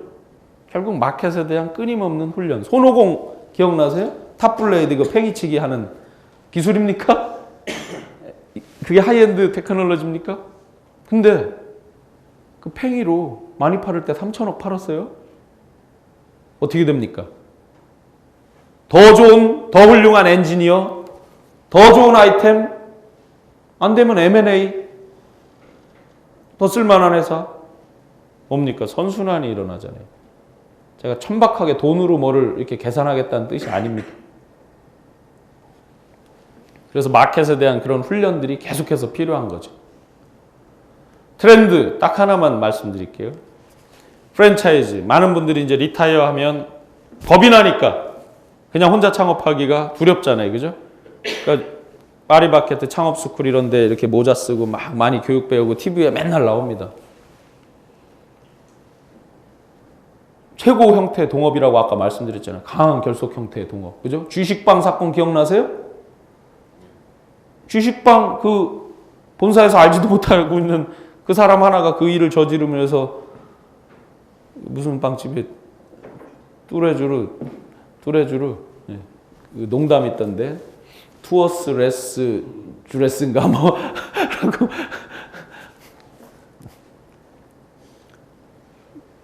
그 해에 진짜로 그 연말 2달 사이에 그 회사 매출이 뚝 떨어졌어요. 그 프랜차이즈 하나 때문에 프랜차이즈인가? 그 G 사건 하나 때문에 본사에 전국적으로 정말 뚝 떨어졌습니다. 근데 그런 눈에 보이는 매출보다 더 어려운 건 그 이미지죠. 두산 페놀. 그거를 치유하기 위해서 약 1,000억 이상을 썼다고 합니다. 그러나 과연 그게 치유됐느냐? 저 같은 놈들이 이렇게 떠드는 거 보면 아직 치유가 안 된 거예요. 두산 깨끗한 이미지 나름 이렇게 했다고 했어요. 한번 버리기는 쉽습니다. 그래서 요즘 비즈니스 에틱스 이런 것들이 그 다음에 사회적 공헌, 영속성 이런 것들이 자꾸 강조가 되는 거죠. 다 트렌드에 맞물려 있는 얘기입니다. 어쨌든 프랜차이즈를 잘 보시면 힛 앤드 런의 속성을 그 자체가 갖고 있는 경우가 많습니다. 프랜차이즈를 폄하하는 게 아닙니다. 한번 잘 생각해 보세요. 트렌디하게 뜨지 않는 걸 프랜차이즈 하는 경우 봤어요? 삼원가든이 프랜차이즈 하나요? 네? 잘 보세요. 우리가 지금 머릿속에 기억나는 커피점 4글자, 5글자, 6글자 쭉 있잖아요. 콩다방, 별다방 뭐 막 있잖아요. 트렌디하지 않아요? 물론 쭉 일정 기간 갈 수도 있고 죽을 수도 있고. 요즘 그 유행하는 어디 갔어? 어디 갔어? 처갓집 양념통닭 다 어디 갔어? 페리카나 어디 갔어? 답 나오잖아요. 뒤집어서 제가 프랜차이즈야 어떻게 해야 됩니까? 제가 힛 앤드 런이라고 아까 말씀드린 거가 그 나쁜 의미의 먹튀를 말씀드리는 게 아니고 아이템의 속성이 그렇다는 말씀이에요. 그러면 제가 프랜차이즈지만 비록 내가 BBQ에 저희 집 압구정점을 받았다. 어떻게 해야 됩니까? 제 스스로 그 아이템의 속성, 힛 앤드 런에 저도 충실한 게 낫죠. 심지어 극단적으로는 프랜차이저가 망할지언정 내가 탄탄하게 동네에서 자리 잡아서 저가 망해도 나는 버틸 수 있는, 실제 본사는 자빠졌는데 있는 집들이 있어요. 제가 영화 마을이라고 하는 그 프랜차이즈를 갖고 있었어요. 560개 점. 동네 골목 거기에 영화 마을 보신 적 없었어요? 비디오, DVD 대여하던 돈을 안 내. 가맹비를 못 내, 이 사람들이. 다 이게 사이클이 있어요. 그 뒤에 전부 그분들이 VHS 비디오에서 DVD에서 만화 대여점으로 이렇게 하면서 생존하는데 자기 먹고 살기도 바쁜데 뭔 저기를 내요. 매월 얼마씩 내는 그걸 못 지낸대. 뒤집어서 분명히 그런 속성들을 다 갖고 있어요. 어느 아이템이나. 커피는 영원할 것 같지만 그것도 영원하지 못할 겁니다. 보세요. 우리가 막 금방 막 떠서 막 찜닭 기억 안 나죠? 안동 찜닭? 동네마다 난리 아니었습니까? 다 어디 갔어? 전부 그런 속성이 있다면 프랜차이즈인 나조차 그 속성에 충실하자. 먹고 튀라는 말이 아니고 그 아이템의 가장 핫한 부분, 가장 피크에 달할 부분들을 제가 캐치를 하고 마시면 맛, 레시피면 레시피 제가 다 알아서 갖고 있어야죠. 거기서 주는 대로 할 게 아니라. 속성 자체가 아이템 자체의 속성에 그런 것들이 있는 게 대부분이다 보니까. 두 번째로 프랜차이즈를 선택할 때는 프랜차이저의 재무 상태를 꼭 보십시오. 우리가 지금 알고 있는 지금 이렇게 제가 몇 개 말씀드린 그 본사들 재무 상태를 꼭 보세요. 엉망인 데가 대부분입니다. 잘 보세요. 여러분도 쉽게 볼 수 있는 DART.OR.KR 전자공시 시스템이라고 있어요. 거기 가면 웬간한 큰 회사들은 다 나옵니다. 조그만 회사들은 안 나오지만 큰 회사들 다 나옵니다. 아니면 조그만 회사들은 신평사들 키스크레딧이니 한기평, 나이스 이런 데서 2,000원, 3,000원이면 다 다운받아 볼 수 있습니다. 형편없는 경우가 많습니다. 심지어 프랜차이즈인 내가 이 점포에 투자하는 돈보다 못한 회사들이 의외로 많습니다. 그러면 진짜 그야말로 힛 앤드런을 할 수 있어요. 프랜차이즈가 중국으로 튀고 어디로 튈 수 있어요. 옛날에 그래서 프랜차이즈가 사회적 무리가 많았잖아요. 그죠? 가맹점 확 땡긴 다음에 그런 게 꽤 있었잖아요. 한동안. 지금은 뭐 그렇진 않지만. 그래서 그 속성에, 아이템 속성에 충실하고 프랜차이저의 그 재무 상태를 반드시 잘 보자. 잘못 얘기하면 프랜차이즈 협회에서 뭐라고 할 것 같아. 근데 그런 뜻 아니고요. 그 재무 상태 보는 건 당연히 잘 봐야 되잖아요. 자기 권리를 지켜야 되는 거니까요. 사내벤처, 이번에 SK그룹에서 엔카를 홀딩 컴퍼니화 하고 있습니다. 과연 그 성취감, 그 만족도는 어떨까? 잘 생각해 보시죠. 뒤집어 보시면 뭘 잘해야 돼? 지금 핫한 아이디어를 갖고 이걸 내가 제안을 한번 해볼까? 이놈의 회사 때려치기 전에 마지막으로 내가 한번 딱 그 제안해서 멋있게 한번 해볼까? 근데 제안하는 자들이 대부분 을이죠. 을의 입장이잖아요. 내가 회사에 녹을 먹다가 이걸 제안하고 일단 돈이 없고 네트워크가 없으니까 이거 그림자의 힘을 좀 빌려야 되겠는데 회사에서 뭐라 그럽니까? 예를 들어 그냥 엔카 얘기했으니까 엔카 예를 들어서 임직원들이 확 뭐 한번 덤볐다. 뭐라고 하겠습니까? 야, 네가 잘나서 잘 된 거야? 우리 SK라고 하는 브랜드와 우리의 영업망과 스피드메이트 기타 뭐 이런 거 아니야? 라고 말할 수 있잖아요. 회사에서. SK 엔카가 쌍용 자동차보다 차량 수출을 훨씬 많이 합니다. 대수 기준으로 한 2배 이상 합니다. 중고차라서 가격이 낮아서 상대적으로 매출액도 거의 이제 근접하게 가 있어요. 나중에 잘 되고 나서 얘기하면 그럴 수 있잖아요. 제가 SK라도 그럴 것 같은데. 야, 그래 니들 아이디어 좋았어. 근데 뭐 우리가 돈 대줬지 뭐 사무실 대줬지 뭐 했지 뭐 응? 그런 거 아니야? 우리의 브랜드 때문에 큰 거 아니야? 제가 SK라도 그러겠네요. 어떻게 해야 됩니까? 초기 아이디어 갖고 있을 때 잘해야 됩니다. SK엔카 대단한 거예요. 왜? GS도 했고요. 현대차도 했어요. 오토에버도 있고 GS 뭣도 있어요. 영등포 가시면 다 그 저거 있어요. 중고차 그 본사들. 남들은 잘 못할 때 어쨌든 그 정도 독주했잖아요. 대단한 거거든요. 초기에 그 계약할 때 갑을 관계 정확하게 해야 된다. 계약서로 잠깐 돌아가서 말씀드리면 갑은 계약서를 어떻게 써야 됩니까? 어떻게 씁니까 보통? 간단하고 추상적으로 씁니다. 을은 어떻게 써야 돼? 구체적으로 요구를 해야만 해. 간단하고 추상적으로 쓰는 이유는 이현령, 비현령. 그물을 딱 쳐놓고 다 이 안에 들어와. 특허 내보신 분들 있잖아요. 특허, 이거 탁자 특허 내려면 어떻게 합니까? 제일 훌륭한 사람은 상판이 있다, 다리가 있다. 땡입니다. 포괄주의니까 상판이 있다, 다리가 있다. 상판은 네모나고 다리는 각지고 동그란 게 있고 어쩌고저쩌고 나가면 다 꽝입니다. 걸어야 돼 그냥. 이연령, 비연령, 귀에 걸면 귀걸이, 코에 걸면 코걸이로 그냥 확 잡아내려면 추상적으로 가야 됩니다. 계약서 쓰자고 합니다. 야, 이거 다 업계에서 쓰는 표준 계약서야. 사인만 하면 돼. 뒤집으면 뭡니까? 이건 갑들이 좋아하는 계약서. 내가 권리에서 보호받지 못하는 게 뭔가를 잘 봐야지. 회사에서 야, 이거 그냥 관행적으로 쓰는 거야. 관행이라는 건 뭡니까? 유리한 사람들의, 승자들의 히스토리가 묶여진 게 관행이죠. 뒤집어 보면요. 표준계약서, 약관, 관행적으로 쓰는 거 이런 거 조심하셔야 됩니다. 자기가 의리다 싶으면 세세하게 나눠서 경우를 요구할 수 있으면 요구해야만 합니다. 물론 요구해서 계약이 깨질 정도까지 요구를 하면 안 되겠지만 최대한 자기가 보호받으려면 조금이라도 더 세부적으로 하는 게 맞죠. 그게 계약서에 숨겨진 함정이에요. 많은 사람들이 그런 생각 안 하죠. 뭐 어디 가서 뭐 이렇게 하자면 툭 거기서 그냥 사인만 하세요 하잖아요. 상당 부분 그러잖아요. 안 됩니다. 분리할 경우에는 자세히 보셔야 됩니다. 요구할 거 있으면 여기다 특약이라든지 이런 것들을 달면서 하셔야 됩니다. 지분관계 아까 말씀드렸습니다. 5대5의 역설입니다. 공평함의 역설입니다. 싸움은 공평한 데서 나죠.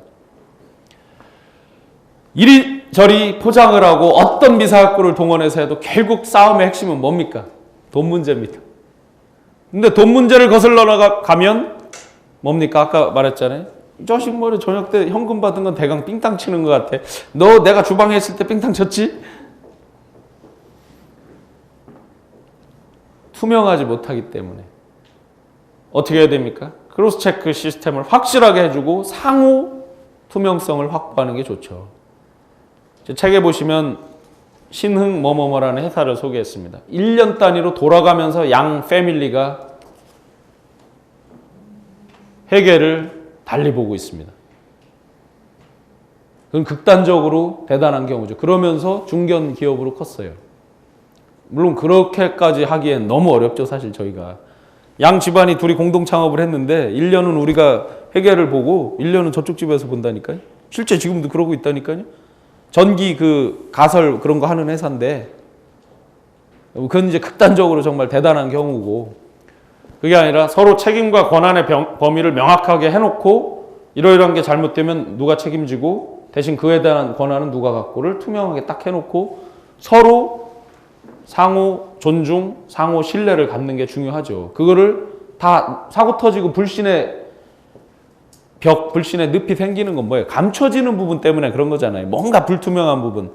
저거 내가 이해가 안 되는데 내가 한번 몰래 봐야지 이 자식 하고 볼 때 딱 그게 터지잖아요. 그러니까 자기 스스로 먼저 투명하게 해주고 하는 그런 노력들이 필요하죠. 그러면서 그게 서로 신뢰가 될 때는 자동으로 야, 나 안 봐도 돼 할 정도로 갈 수 있겠죠. 그게 철저하게 책임 권한 크로스 체크 시스템을 갖고 가는 게 종국적으로는 좋다. 마지막으로 어떤 일을 하든지 간에 한 번의 성공, 그 다음이 더 문제입니다. 아까 말씀드렸지만 잘 됐을 때. 그래서 아름다운 분화, 아름다운 진화가 훨씬 더 중요합니다. 실명으로 예를 들 수 있는 수많은 회사들이 있습니다. 큰 성공 이후에 뻐그러진. LG GS 우리나라에서 많이 예를 들고 있는 동업 굿시어시 이야기라는 책이 있습니다. 그건 동업에 관한 실무책이 아니라 뭐랄까 약간 그 자서전적인 그런 이제 자기계발서에 가까운 책인데요. 순전히 제가 동업에 관한 관점으로만 말씀드리겠습니다. 잘못 또 이해를 하면 자기들끼리 다 해먹네 이럴 수도 있잖아요. LG GS. 1단의 성공을 거둬왔습니다. 구씨와 허씨 패밀리가 만나서 40년 이상을 불문율처럼 그 가족 내에서 정해지는 그런 것들 통해 제가 순전히 동업의 관점으로만 말씀드리는 거예요. 사회가 복잡 다단해졌습니다. 공정거래법 6차 개정 이후에 홀딩 컴퍼니 지주회사가 생기면서 맨 첫 바따로 지주회사를 한 데가 LG입니다. LG, GS 갈라졌죠. 그 뒤에 LIG, LS, 그죠? LB, 뭐 수많은 그룹들이 또 세분화해서 갔습니다. GS도 E1 에너지 뭐 많이 있잖아요. 또 반개들도 많이 있습니다. 승산그룹 뭐 수도 없이 있습니다. 희성전선, 가온전선 뭐 쭉 있잖아요. 패밀리. 서로 침범하지 않습니다. 자기들 영역 잘 지키면서 불문율처럼 제2, 제3단계의 도약들을 또 해나가고 있습니다. 굉장히 어려운 거죠. 순전히 동업의 관점으로만 보면 굉장히 어렵고 아름다운 거죠. 힘듭니다. 그렇게 하기가. 거기에는 강력한 성문법보다도 더 강력한 걸 발휘하고 있는 가훈, 가풍, 눈에 보이지 않는 가치들이 숨어 있습니다. 물론 그것도 어느 순간에 이제 깨는 사람도 나오고 여러 가지가 힘들겠죠. 제2, 제3단계의 그런 도약을 하는 게 얼마나 어렵다는 게, 자, 형제상속, 금호그룹, 아름다운 가풍으로 이어왔습니다. 내가 아까 말씀드렸잖아요. 다 왕이 되길 원해. 형제상속 영원할까요? 만만치 않습니다. 금호 아시아나그룹과 금호 석유화학그룹, 그래서 또 피 터지게 이렇게 됐죠. 뉴스에 대서특필되고 검찰 조사도 받고, 제가 공지된 사실이니까 실명으로 말씀드리는 거예요. 쉽게 이해하기 위해서. 제가 그 전에 이미 인터넷 이런 데 보면 기고한 거 중에 이미 있습니다. 반드시 깨진다. 구조적으로 깨진다. 지배구조를 잡기 위해서도 깨진다. 깨지게 돼 있어요. 심리의 답이 있고 구조적으로 답이 있고요. 사업 구조적으로도 그렇고. 2단계, 3단계 아름답게 손잡고 같이 크고 하기가 얼마나 어렵습니까?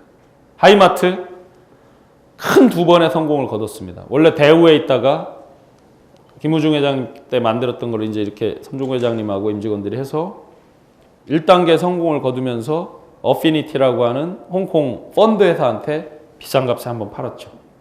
그래서 경영자들 경영권 보장받고 펀드는 대주주로서만 역할을 하고 또 2단계 점프를 했습니다. 그 단계에서 유진그룹한테 또 비싸게 팔았죠. 그래서 유진그룹하고 잘 왔습니다. 그때 뉴스에 대서빌딩 게 임직원들이 다시 자기들 번 돈을 갖고 증자에 참여했습니다.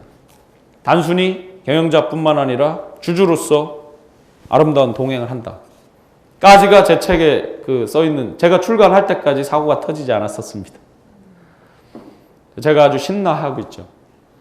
제 책은 개정판, 2판, 3판 쓰기가 너무 좋아요. 왜? 다 케이스니까 케이스는 계속 살아서 움직이거든요. 다 망한 회사 거의 없거든요. 케이스에. 계속 움직이잖아요. 매년 한번 써보려고요. 바뀐 케이스대로.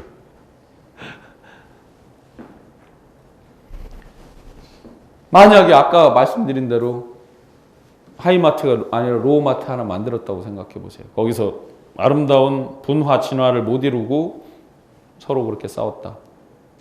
난리가 났겠죠. 생각지도 않는 동업, 다 하지 말라는 동업, 저 혼자 하라고 한 적 없습니다. 제목의 문제지 누구나 이미 하고 계십니다. 하고 계신 동업 기왕이면 잘해보자. 자기도 모르는 사이에, 심지어 저 같은 놈도 지도 모르는 사이에 동업을 하고 있다가 잘못되고 나서야, 자빠지고 나서야 이게 동업이었구나 라고 복귀하면서야 그제서야 이런 것들을 알게 됐습니다. 여러분들 지금 일상생활에서 직장생활 또는 이 개인적으로 또 사업을 영위하시면서 다시 한번 주변을 잘 리뷰해 보시면 내가 같이 함께 하지 않으면 안 되는 일이 굉장히 많을 겁니다. 그게 팀이 됐든 개인이 됐든. 그러면 어떤 원칙을 갖고 어떻게 가야 되겠다라고 하는 시나리오들을 항상 준비하셔야 합니다. 아까 말씀드렸죠. 누구나 다 알듯이 위기가 상시화되어 있습니다. 앞으로도 계속 위기가 상시화됩니다. 호흡 주기가 더 짧아집니다. 한끗 거기서 잘못 팔고 적응 못하고 판단 잘못하면 멀리서 찾을 것도 없습니다. 코닥, 미국에서 10년 이상 시가총액 1위 하던 업체입니다. 법정관리 신청했습니다. 100년 기업이라고 떠들만 했는데. 왜? 마그네틱 필름 잘 팔고 있었는데 아이러니컬한 건 세계 최초로 디카를 만든 게 코닥이 니콘하고 같이 만든 거예요. 어느 날 D카 팔아보니까 자기 이 마그네틱이 덜 팔리잖아요. 광학 필름이 덜 팔리잖아요. 싫은 거예요. 그 팀에서는. 이쪽 팀에서는 싫은 거예요. 이쪽 팀은 합시다 하는데 원래 이쪽 팀에서는 이거 셀프 카니발라이제이션 자꾸 일어난다. 우리 살을 깎아 먹는다. 하고 팀 간에 이렇게 되는데 이게 안 되고 일단 여기가 매출 포션이 워낙 크니까 저쪽 목소리가 가라앉았죠. 이겼죠, 이쪽. 같이 비슷하게 가져갔어야 되는데 그걸 못했죠. 그 사이에 삼성 카메라 만들던 회사입니까? 소니 카메라 만들던 회사입니까? 보세요. 전혀 전혀 관계까지는 아니지만 그냥 일반 다른 류의 하드웨어 회사들이 다 치고 왔어요. 그거보다 더 가까이 찾을 노키아. 변화의 변화 혁신을 거듭한 회사입니다. 한때 핀란드 GDP의 47%를 차지하던 대단한 회사예요. 노키아가 텔레폰 그 제조 컴퍼니로 바뀐 지가 불과 91년도입니다. 원래 고무 목재 회사예요. 91년도에 우리나라 마산에도 노키아 그 생산 납품하던 저희가 있었어요. 전부 스마트폰으로 바뀌었습니다. 터치 스마트폰. 혼자 심비안이라고 하는 OS를 고집하면서 여전히 이 무슨 폰, 피처폰 여전히 노키아가 압도적인 1등이에요. 팀 간에 한참 힘겨루기가 나옵니다. 이해관계 조정이 안 되죠. 왜? 이거 하다간 이거 죽게 생겨. 이 1등을 놓칠 것 같거든요. 세상이 그렇게 급변하고 위기는 항상 상시화되어 있고 아름다운 조화를 이루지 못하면 망하는 건 순식간입니다. 저도 겪어보니까 올라가는 건 주식 똑같잖아요. 이렇게 지근지근 올라가죠. 떨어질 땐 이렇게 떨어져요. 이렇게 떨어지기가 참 어려워요. 규모가 아주 크지 않는 한, 규모가 아주 큰 대형주 같으면 이렇게 가죠. 우리가 이루는 사업도 고만고만하게 간신히 키웠는데 잘못될 때는 한순간에 떨어지기도 하더라. 그렇기 때문에 그 상시화된 위기를 내가 수많은 시뮬레이션 시나리오를 갖고 있어야 되겠죠. 자, 다 이 어려운 시대, 어려운 그 환경에서 이 또 힘든 밤에 경청해 주셔서 감사합니다. 이 어려운 때 위기엔 어떻게 하라? 함께 제가 한번 선창하겠습니다. 제가 위기엔 하면 여러분들 함께 가라. 위기엔! 함께 가라. 저 혼자 목소리보다 작네. 위기엔! 함께 가라. 감사합니다.